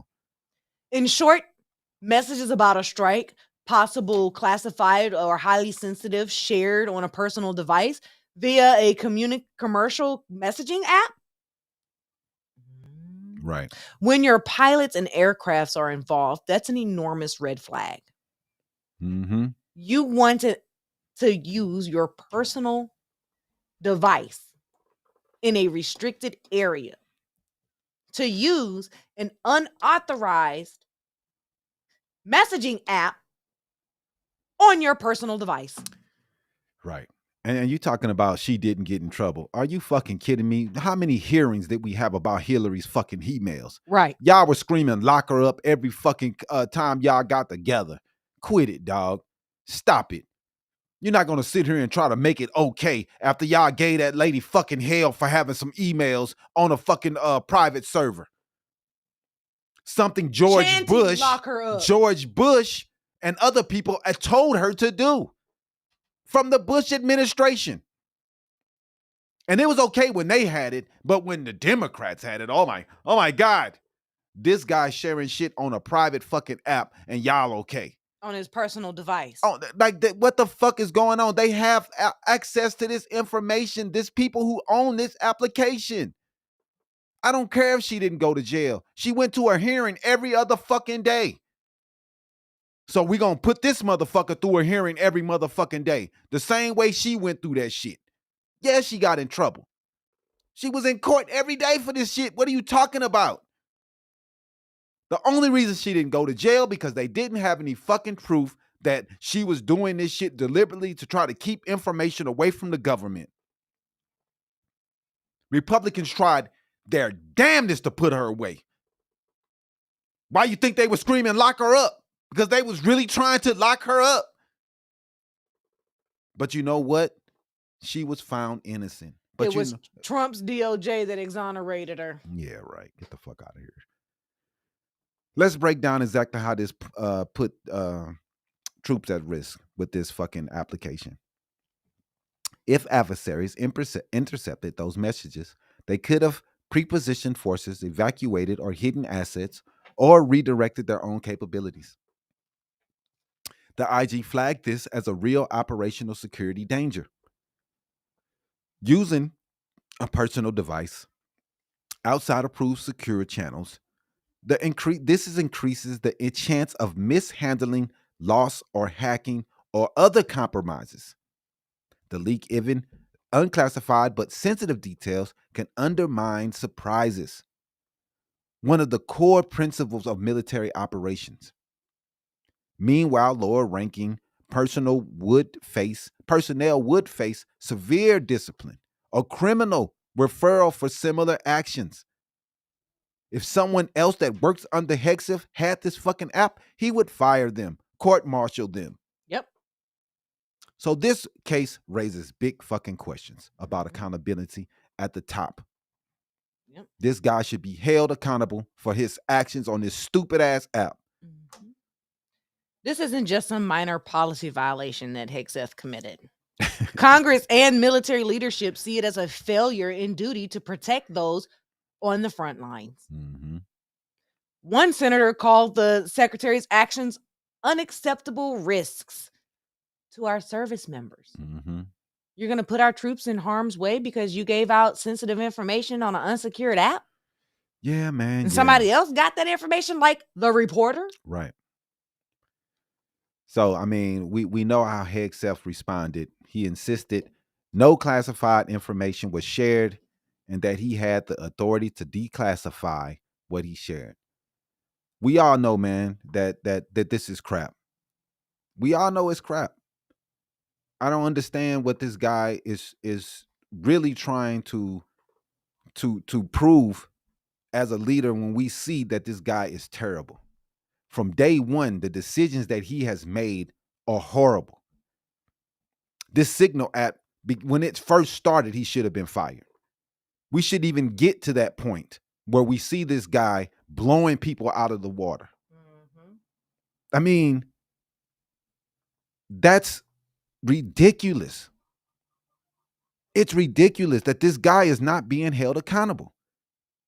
This happened months ago, and he should be held accountable for what he has done. When that shit got into that fucking journalist's hands and that was leaked to the media, he should have been gone day one. Gone. But we steady let this dude stay around. This dude is terrible.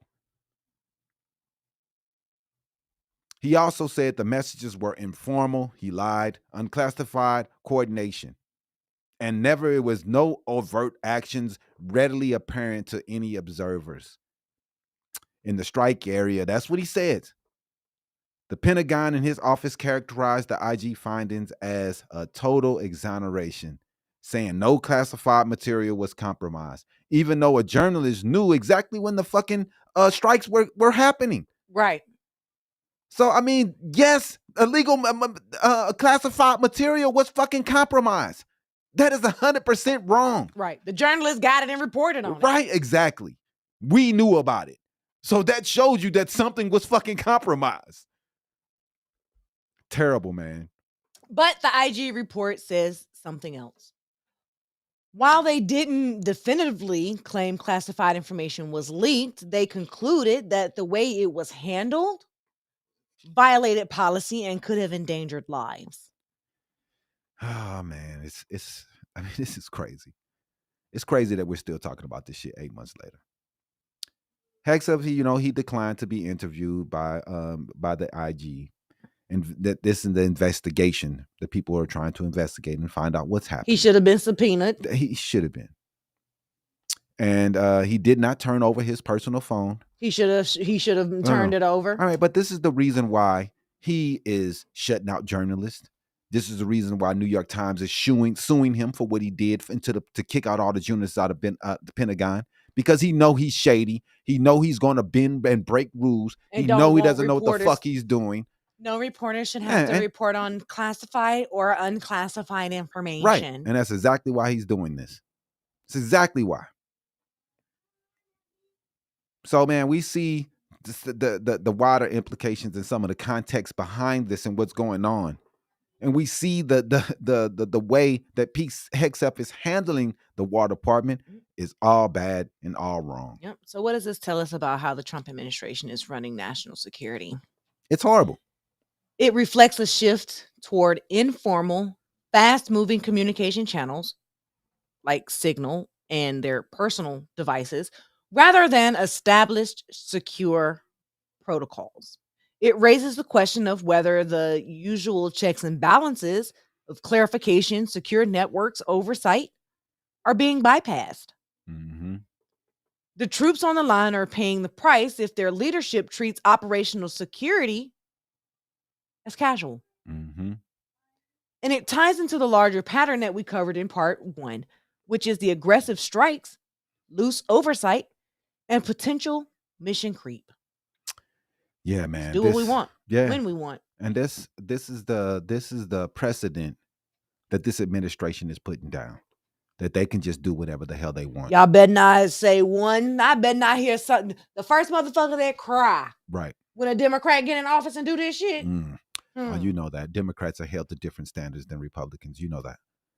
Republicans hold us to the higher standards. But when it's them, they can do whatever they want, when they want, how they want. They disappear. There are no standards. Right. You know, just like right now, we see him running up the deficit. But when a Democrat get in there, oh my God, the deficit. That's all. What are they doing?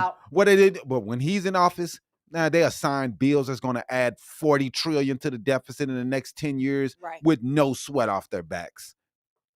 But when a Democrat's in there, that's all they're going to talk about is taxes and deficits and economies. We're going to see a video later where Trump is going to act like he don't even know what affordability is. Oh, it's a made-up word. I don't know what that is. Democrats keep talking about it. Man, dog. That's why you don't vote in rich-ass people who know nothing about the struggles of everyday Americans. But y'all done drank the fucking Kool-Aid. This dude don't know nothing about groceries. He said it out his own mouth. He never bought groceries. What the fuck is groceries? I don't even know what that is. He doesn't even know what groceries are. He doesn't know what affordability is. He doesn't know what struggle is. He doesn't know what living off a budget means. He don't know what that shit is. Because we didn't put a fucking rich bastard think, oh, well, we want the country to be ran like a company. You see our companies just fire people willy-nilly, don't give a fuck about nobody, but they're fucking stockholders. We all know that. Right. Now, you want us to be treated like the stockholders?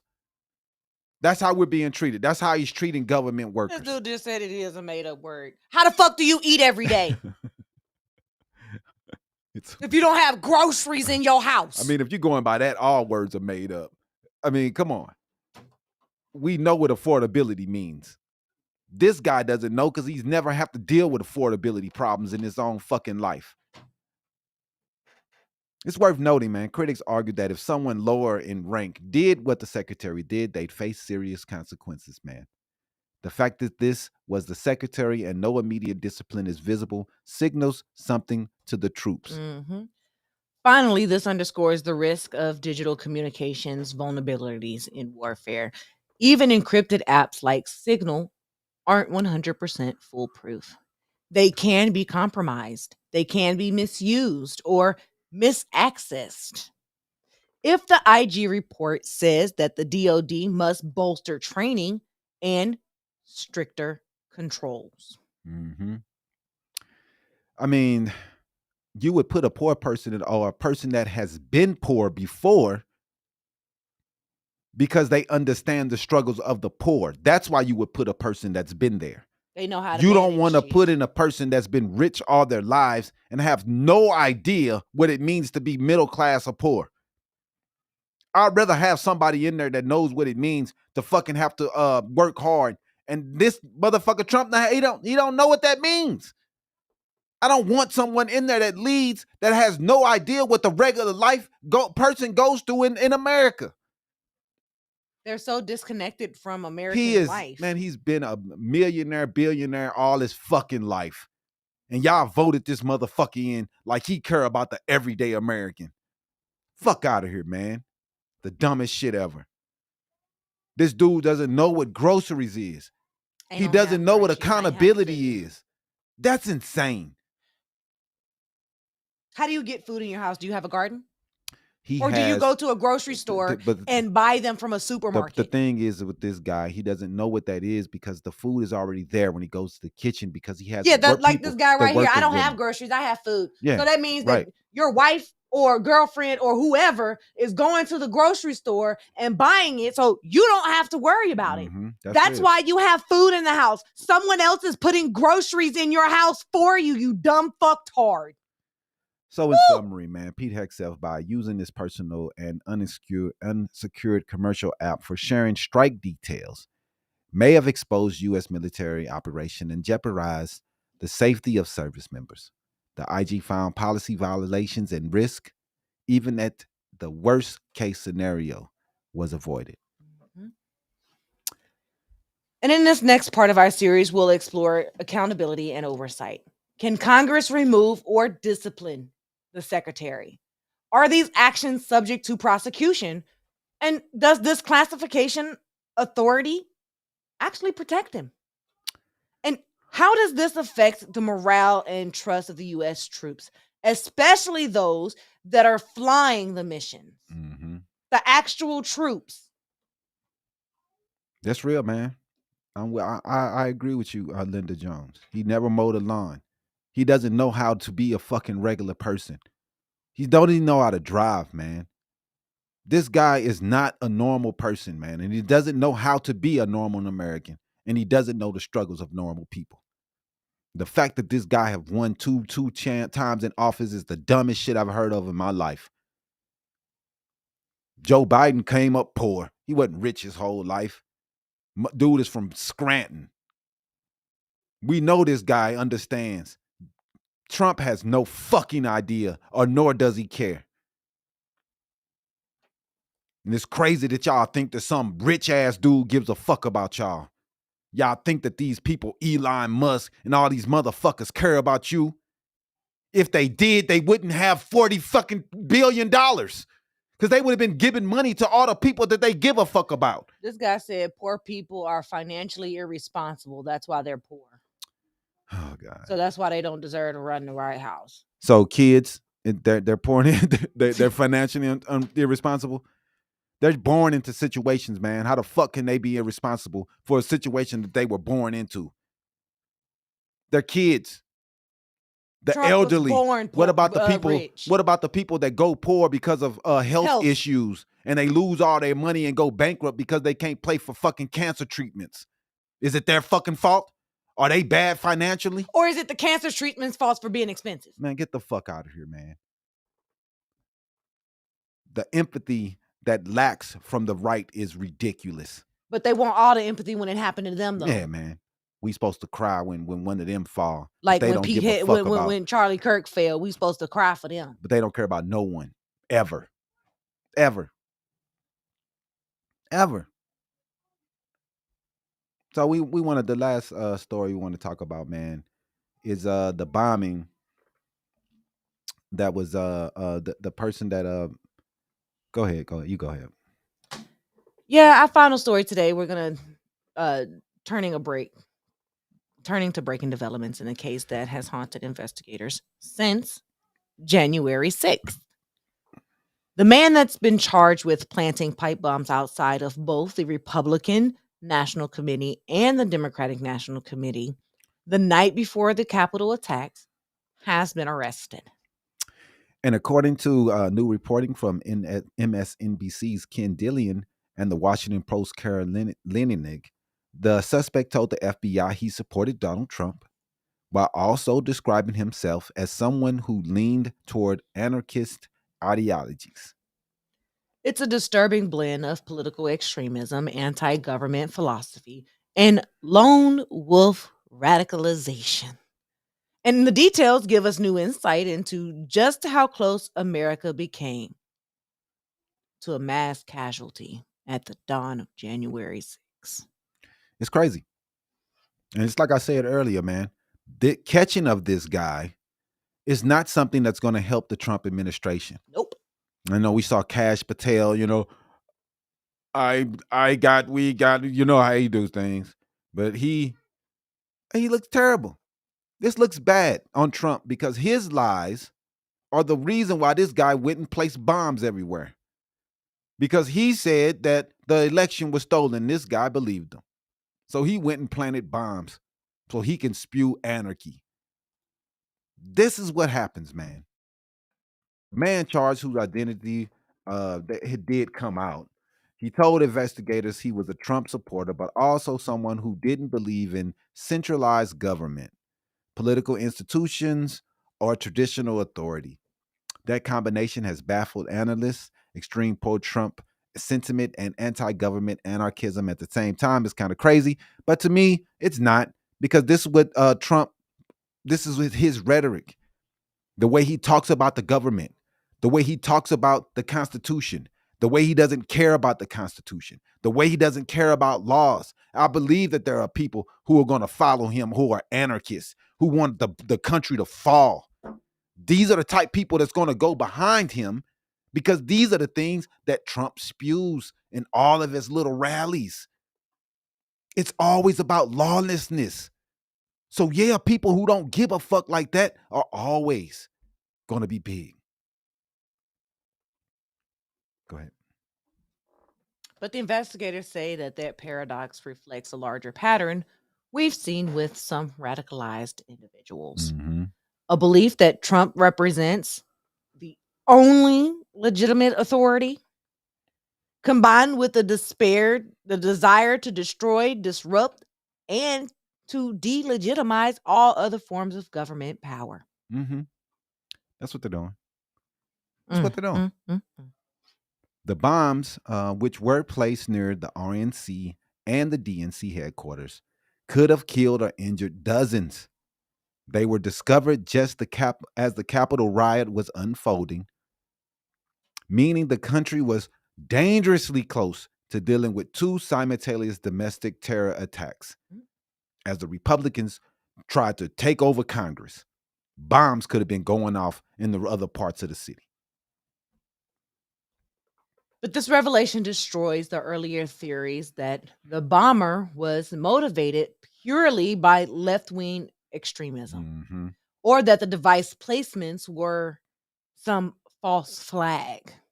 The suspect's own statements tie the motivation directly to Trump support, but through an anarchist lens. Yeah, man.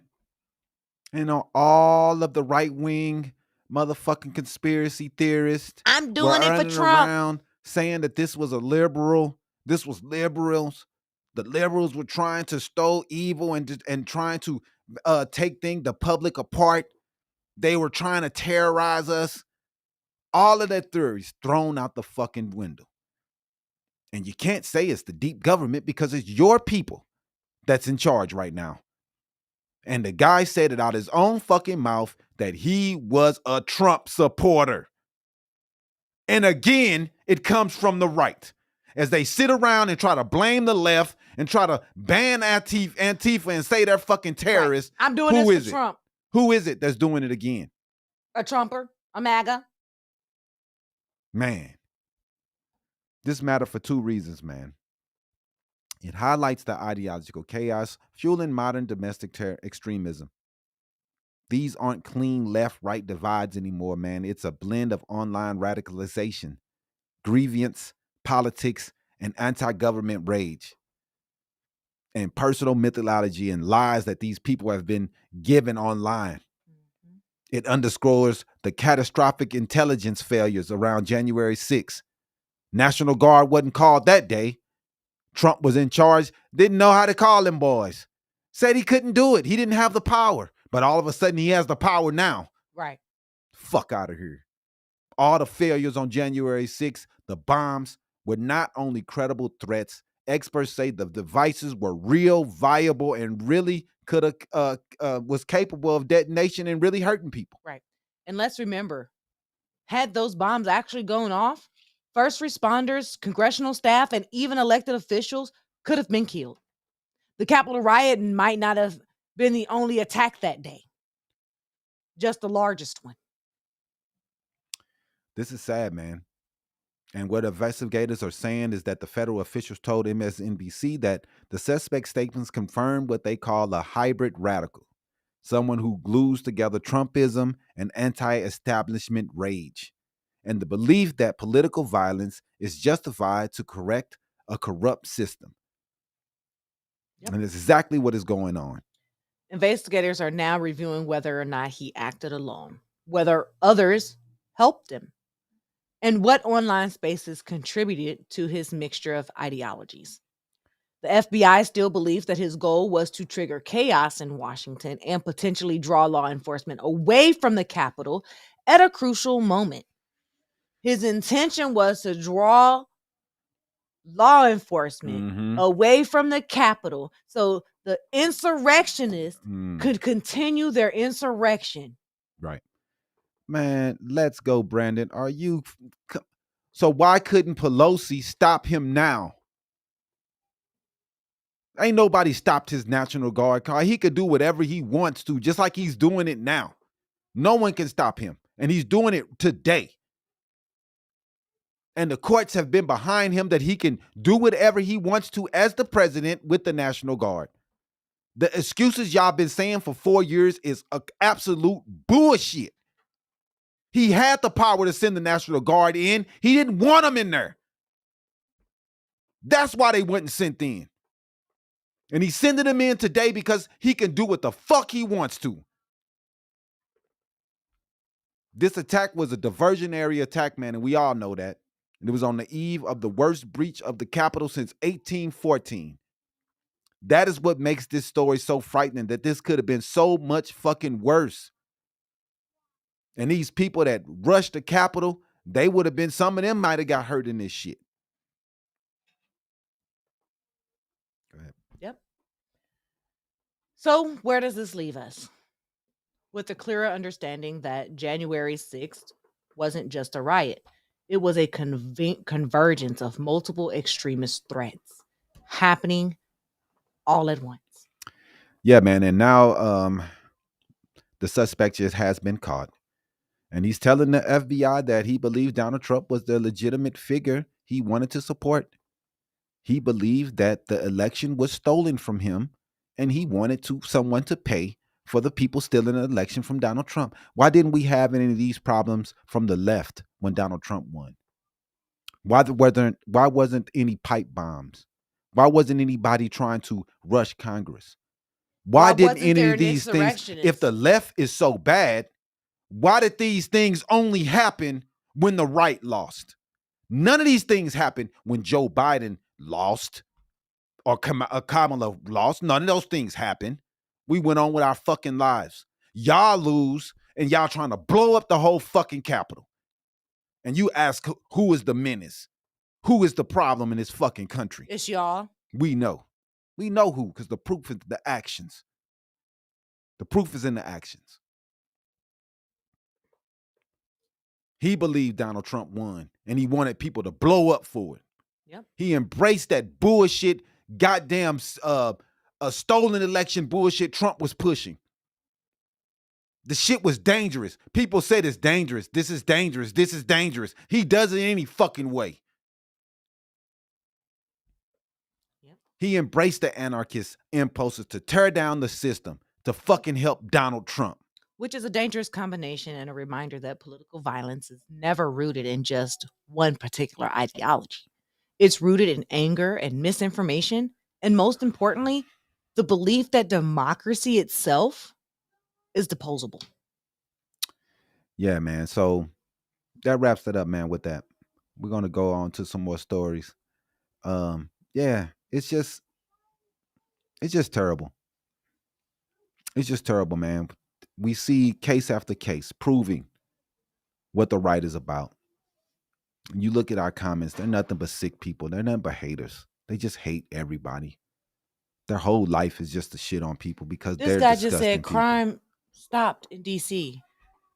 Yet we just had 2 National Guardsmen shot, injured, 1 killed. In D.C. Stop it. What you talking about? So we're going to go into the clips, man, on what some of the things that's happened this week, some of the racism, accountability, and political chaos that we've seen. And we just got to go through some of the clips before we get up out of here, man. We want to take you through the clips that shaped the entire week and looked at the bigger themes tying them together.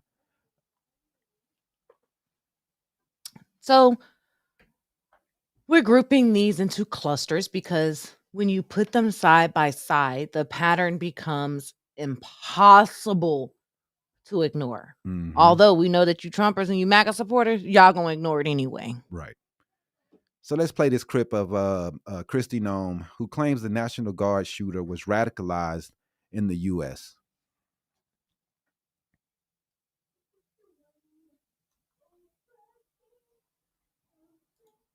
Do you know what the motive was at this point? Do you believe the suspect acted alone? You know, we're still going through all of that information, and I'll let the FBI and DOJ reveal new information. But I will say we believe he was radicalized since he's been here in this country. We do believe it was through connections in his home community and state, and we're going to continue to talk to those who interacted with him, who were his family members, talk to them. So far, we've had some participation, but anyone who has information on this needs to know that we will be coming after you, and we will bring you to justice. We're going to come after you.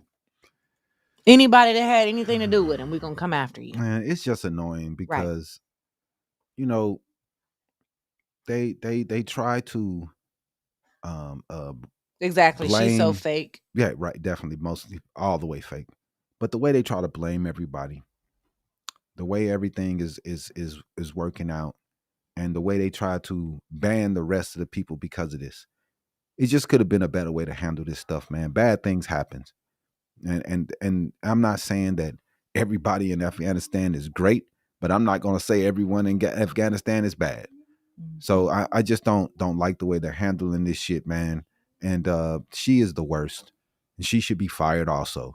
Right. They're just horrible. They're terrible at their job. They're terrible. And I mean, if he was radicalized here, okay. But the fact that she said that he was not only radicalized here at home and not overseas and not through some shadowy foreign group, but through his connections in his own community in the U.S. We'll see.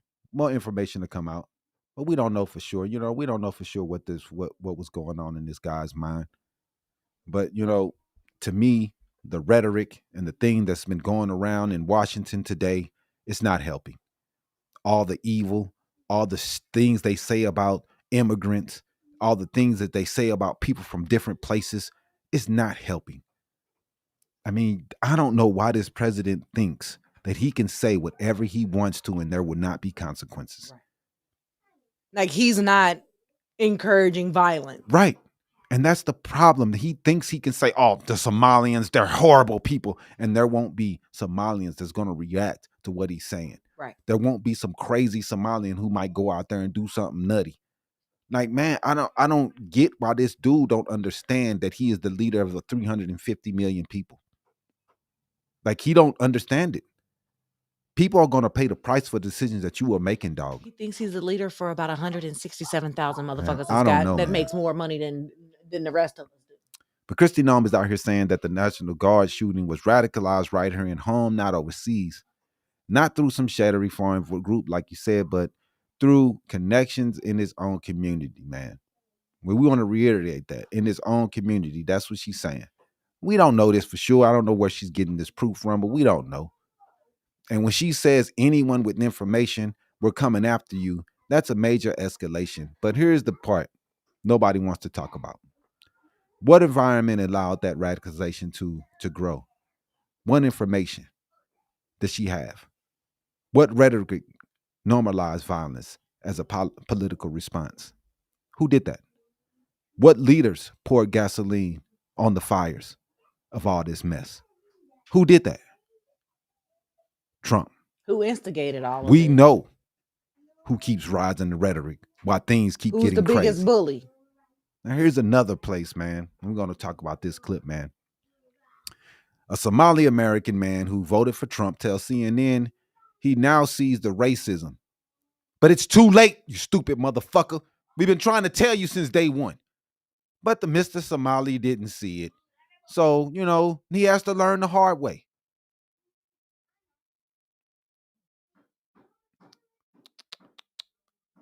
There you go. What would you say to the president if he were standing here right now? Mr. President, we campaign for you. We have hope in you. We see hope in you.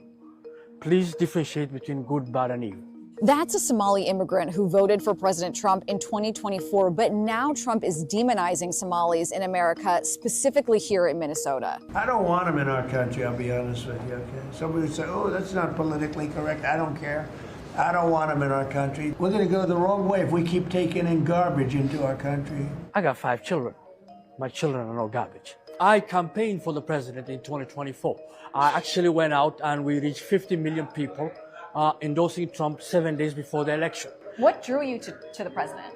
Because we believed he was an agent of chaos. We couldn't afford anything back then. There was a fentanyl crisis. There was an issue of affordability. The living standards went down. Crime issues. These are 5 very important things to us. And we believe that Trump would be the solution to it. I've been a Republican for over 25 years. I'm not going to stop being a Republican. But what I do know is for a fact is we're getting killed out here because people are saying, we told you so. You deserve it. His FAFO moment.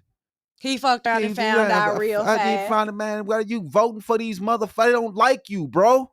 They don't like the color of your skin. They don't like that you here. They don't like you. Stop fucking putting, I'm going to keep being a Republican. They hate you, dog. Look how the fucking their leader just talked about you. Their leader just called you trash. That means that everybody under him agrees 100%. They are with it because they put him in power. And they have no problem of how he's talking about you. He called your kids trash. Said he called all of y'all trash. Don't go your way. You claim racism. This man literally just called him and his kids garbage. Right. And it's not racist. And that's not racist? Right.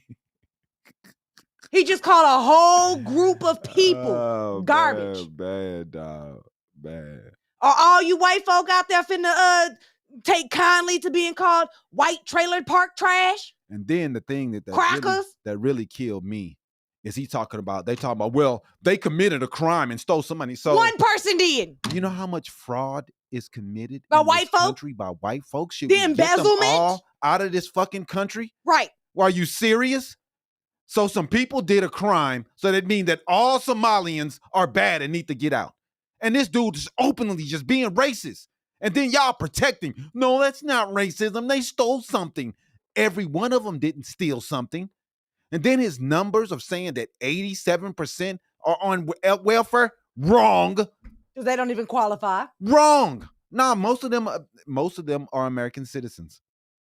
But it was only, the numbers were only like 40%. A very low percentage. So the lies, man, that our own president spews. This dude is an evil piece of shit. People are waking up only after the policy hits them directly. And that's the shit that pisses me off in this fucking country. We've seen the quotes for years of don't wait till they come after you. Exactly. They went after them. Reporters piggies and tell them to shut up. The racism this man spew every day out of his mouth. When the community is targeted, when the slurs move from theory to practice, then you're upset. So let's play this clip of Ilhan Omar, and she responds to Trump attacking Somalis, man. Yeah, I mean, I'm not shocked because we know that the president oftentimes resorts to very bigoted, xenophobic, Islamophobic, racist rhetoric when he is trying to scapegoat and deflect from the actual failures that he has himself. These Somalians have taken billions of dollars out of our country. They've taken billions and billions of dollars. They have a representative, Ilhan Omar. She should be thrown the hell out of our country. And most of those people, they have destroyed Minnesota. It is important for us, one, to remind folks that we are Americans. We're not going anywhere, and we will continue to be in this country. And two, that Minnesotans are resilient, and we will continue to thrive. What is the practical effect on the Somali community when the president says things like that? I mean, it creates fear. And there is a possible danger that a lot of the people who follow the president have exhibited violence in many cases, especially in my case, whenever he has said something about me that is derogatory or says I'm a threat to the country. I've gotten death threats. There's so many people that have been incarcerated over the years that have been encouraged by the president's words. And so there is fear for Somalis, not just in Minnesota, but across the country, that some of these people might attack and harm.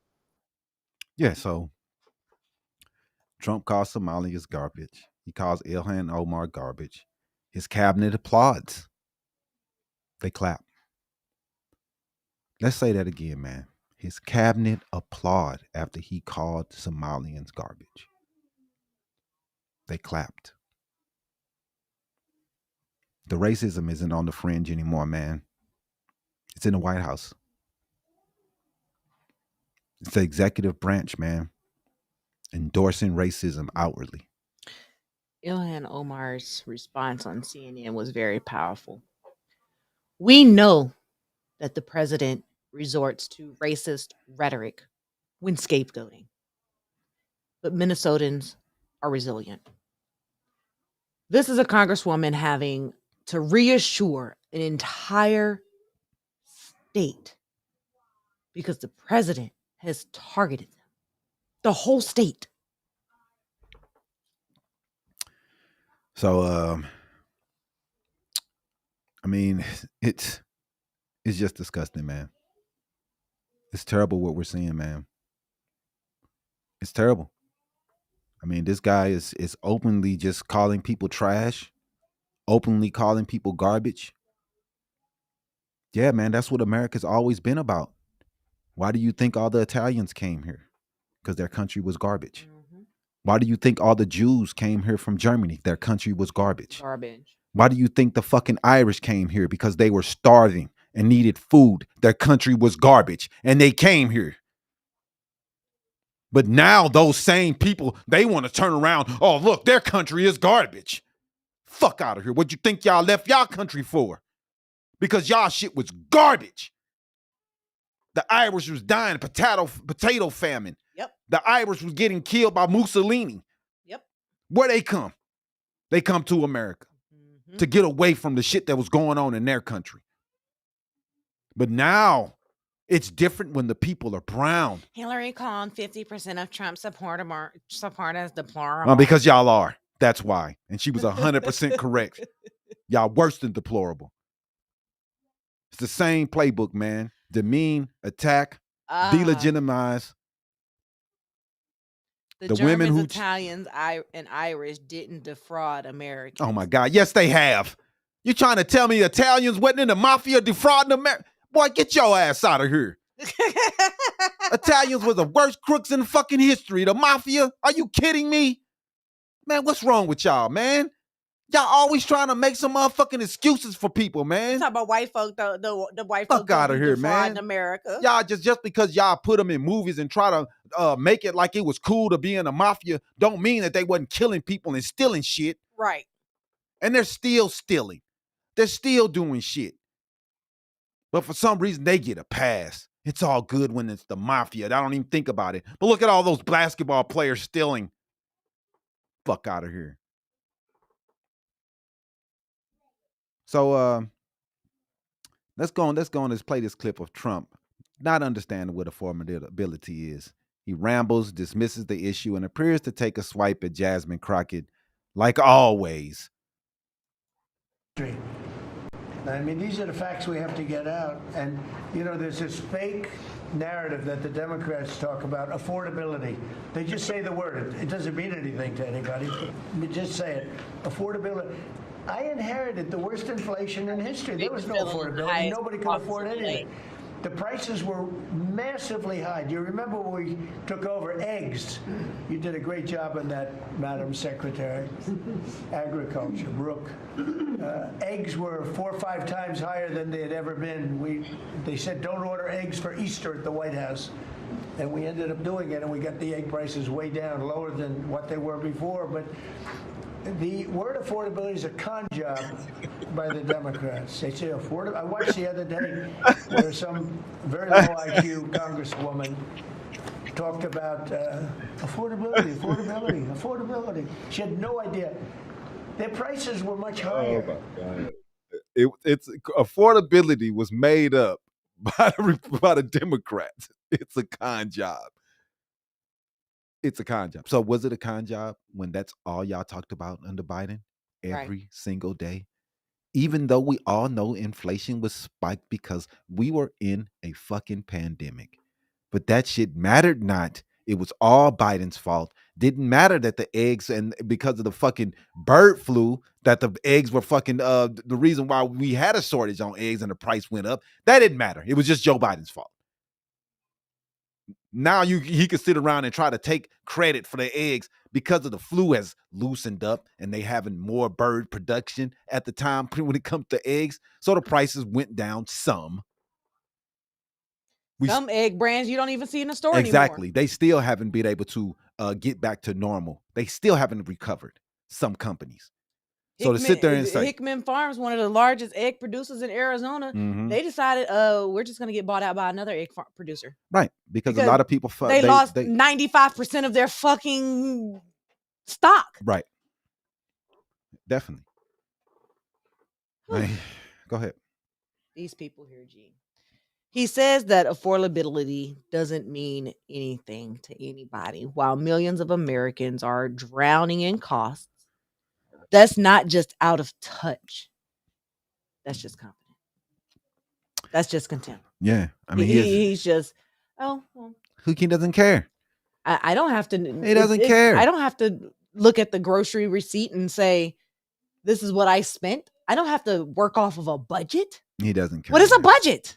He doesn't know what a budget is. Then he go ahead and sneaks in a jab at Jasmine Crockett because nothing upset him more than a black woman telling the truth. He really hates her. Yeah, he does. So let's play the first clip of Jasmine Crockett announcing she's running for Senate in Texas. I think it's Jasmine Crockett won. Data is only one part of the equation. You have to be able to execute. And the state is 30 million people. It's a $100 million race. As well as, we need to be able to take advantage of the fact that the Republicans are fighting right now and they may have to go to a runoff. And we also need to make sure we have what I consider to be a strong slate. People that can also raise money, people that also have kind of different groups of people that are attracted to them. And so it's more so logistical than anything at this point in time. But for sure, we did not stop our evaluation because the evaluation made it clear that the coalition that won on November 4th, black and brown folk, when you look at the numbers in New Jersey, when you look at the numbers in Virginia, it was making sure that black and brown, number one, showed up and voted the right way. I am the leading candidate when it comes to those two specific constituencies. And so it does make it to where I am very formidable, regardless of kind of what people may want to put out into the atmosphere. The numbers are the numbers. So you still haven't made a decision? I am closer to yes than I am no. I will tell you that. But regardless of what people think, strategy matters. And execution matters. And there are a lot of people that don't believe in Texas. And so for me, if I am going to tell people that they need to believe in Texas, I need to not only have numbers on a piece of paper, I need to be able to tell them this is exactly how we're going to get there. And part of that equation, for me, again, comes down to what type of ticket, instead of relying on one person to kind of carry the load, what type of ticket. So I've actually been talking to other candidates, potential candidates as well, trying to recruit them.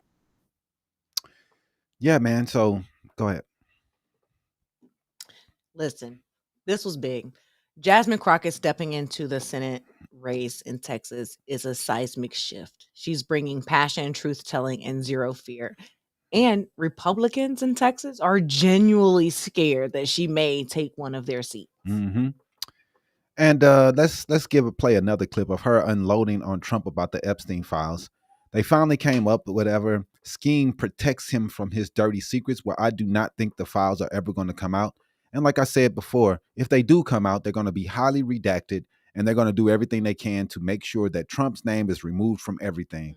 So they're not coming out. And let's listen to Jasmine Crockett and how she feels about it. What do you make of his change of direction when it comes to wanting to release the Epstein files? Oh, I don't think that there's a change of direction. I mean, I think that they finally came up with whatever their scheme is going to be to make sure that he is, quote unquote, protected from, all of his dirtiest secrets being revealed. But the reality is that we know that he's a nasty individual. We know that he's a creep. I mean, we knew this. They knew this when they voted for him the very first time and the second time, and for those that voted for him the third time, because we had the tape the Hollywood Access tape where he was talking about grabbing women by the pee. We had the lawsuits that have been filed against him where he and Jeffrey Epstein were named together as being rapists. So like, this is a matter of people just not wanting to see what's in front of them. It's amazing how people can come up with, you know, all kinds of stories on people they don't like and then ignore the truth about people that they do like. And I don't understand why they like him so much, because he clearly don't like them. Because when 42 million people, and I know some of them had to be MAGA, when they needed to line up to get their EBT and it wasn't nothing there, he didn't care. So, you know, I think that people need to get back to prioritizing themselves and their families and their future instead of being dragged to hell by this dude who obviously has them in a cult. Yep. In a cult. Definitely. Now let's run this video next of Trump talking about his MRI. And, you know, it's been a lot of confusion. Trump doesn't really want to say what exactly he had looked at with this MRI. He just wants to act like, oh, it was great. It was the best MRI ever. But that's not how MRIs work. There's something that they are trying to focus on to see what problems are coming from this specific area. It's not just, oh, it's great. So this guy won't tell us. He's been hiding his hand a lot lately. He doesn't want to show his hand. Mhm. We know that he has the issues with the bruising and the Band-Aids and the that he's Band-Aids wearing. and the makeup that he's been putting on his hand. He's been hiding it the last couple of times he's been in public. So let's listen to this idiot and how and him talking about his fucking MRI. Somebody said Just about my MRI. MRIs are very. Governor Walz asked you to release the MRI, right? So will you tell us what it was Governor Walz, you mean the incompetent governor? So if they want to release it, it's okay with me to release it. It's perfect. What was the rumor they were It's like my phone call where I got impeached. It's absolutely perfect. So if you want to hear about it or if you want to release it, do you want to have it released? Yes, News Nation, failing News Nation. News Nation is doing lousy, by the way. But if you want to have it released, I'll release it. Can you tell us what they were looking at? Oh, what, release it? No. What part of your body was the MRI looking at? I have no idea. It was just I have an no MRI idea. Part of the body. It wasn't the brain because I took a cognitive test and I aced it. I got a perfect mark, which you would be incapable of doing. Goodbye, everybody. You too. Thank you, Mr. President. We saw that test that you keep on bragging about, and it was like, is this a dog? Is this an elephant? Like, Right. It was a fucking 3-year-old test. Like, this guy Exactly. really He thinks needs he's to sucking disclose fucking his health smart. records. Yeah, man. Yeah, he won't do it, though. He won't do it. We get to see none of his tax records. Every fucking president gave up their tax records. But him. Every fucking president And gave up their health medical- records. Health records, Not right. this guy. Not this guy. Not this piece of shit guy. He disrespects every woman reporter. He doesn't talk to men like that, but he loves talking to women like they ain't shit. Mhm. The guy is a piece of shit. Oh, you man. can already imagine how he talked to his wife at night. Man, this guy ain't shit. So He's not even pretending to care. No, he doesn't care. He don't care at all, man. Hey, man, that doesn't matter if no one cares what I say. I'm building this media, and this platform is growing. It's doing well. We're doing fine. Our website does fine. We have followers. We do well. We get plenty of views, 250,000 a month. So you wouldn't know what the hell you're talking about. And if you are, and you like the fight and like to stand up against MAGA and what they are doing, please make sure to hit that subscribe button as we grow this, to make sure that we keep up the fight against MAGA, keep up the information that is going through, to make sure that people really know what is going on in the Trump administration. We're going to keep on giving you the real data. We're going to keep on speaking the truth. And we're going to keep on standing for justice, no matter what MAGA and its racist followers say. So like I said, man, hit that subscribe button. We're trying to grow this so we can make sure that the truth is getting out at all times. And we're standing by those truths, no matter what MAGA says. Period. Boy, y'all so fucking ridiculous. But thanks for staying on the whole time, big one. You can talk the craziness all you want. We appreciate you staying on and talking all your craziness, man. We appreciate you guys. But hey, man, we're gonna keep it going. I like I said, your racism don't even hurt me. Thanks. We appreciate you. Sub. Thanks for the sub, man. And we're gonna keep going. We're gonna keep growing. And like I said, if you want more articles, make sure to check out HabariEntertainment.com, where we will keep you guys updated with news, sports, and entertainment that's going on throughout the week. We will be back on Wednesday to let you guys know more about what's going on in the world of politics and news. We appreciate you all. Have a good rest of your Saturday.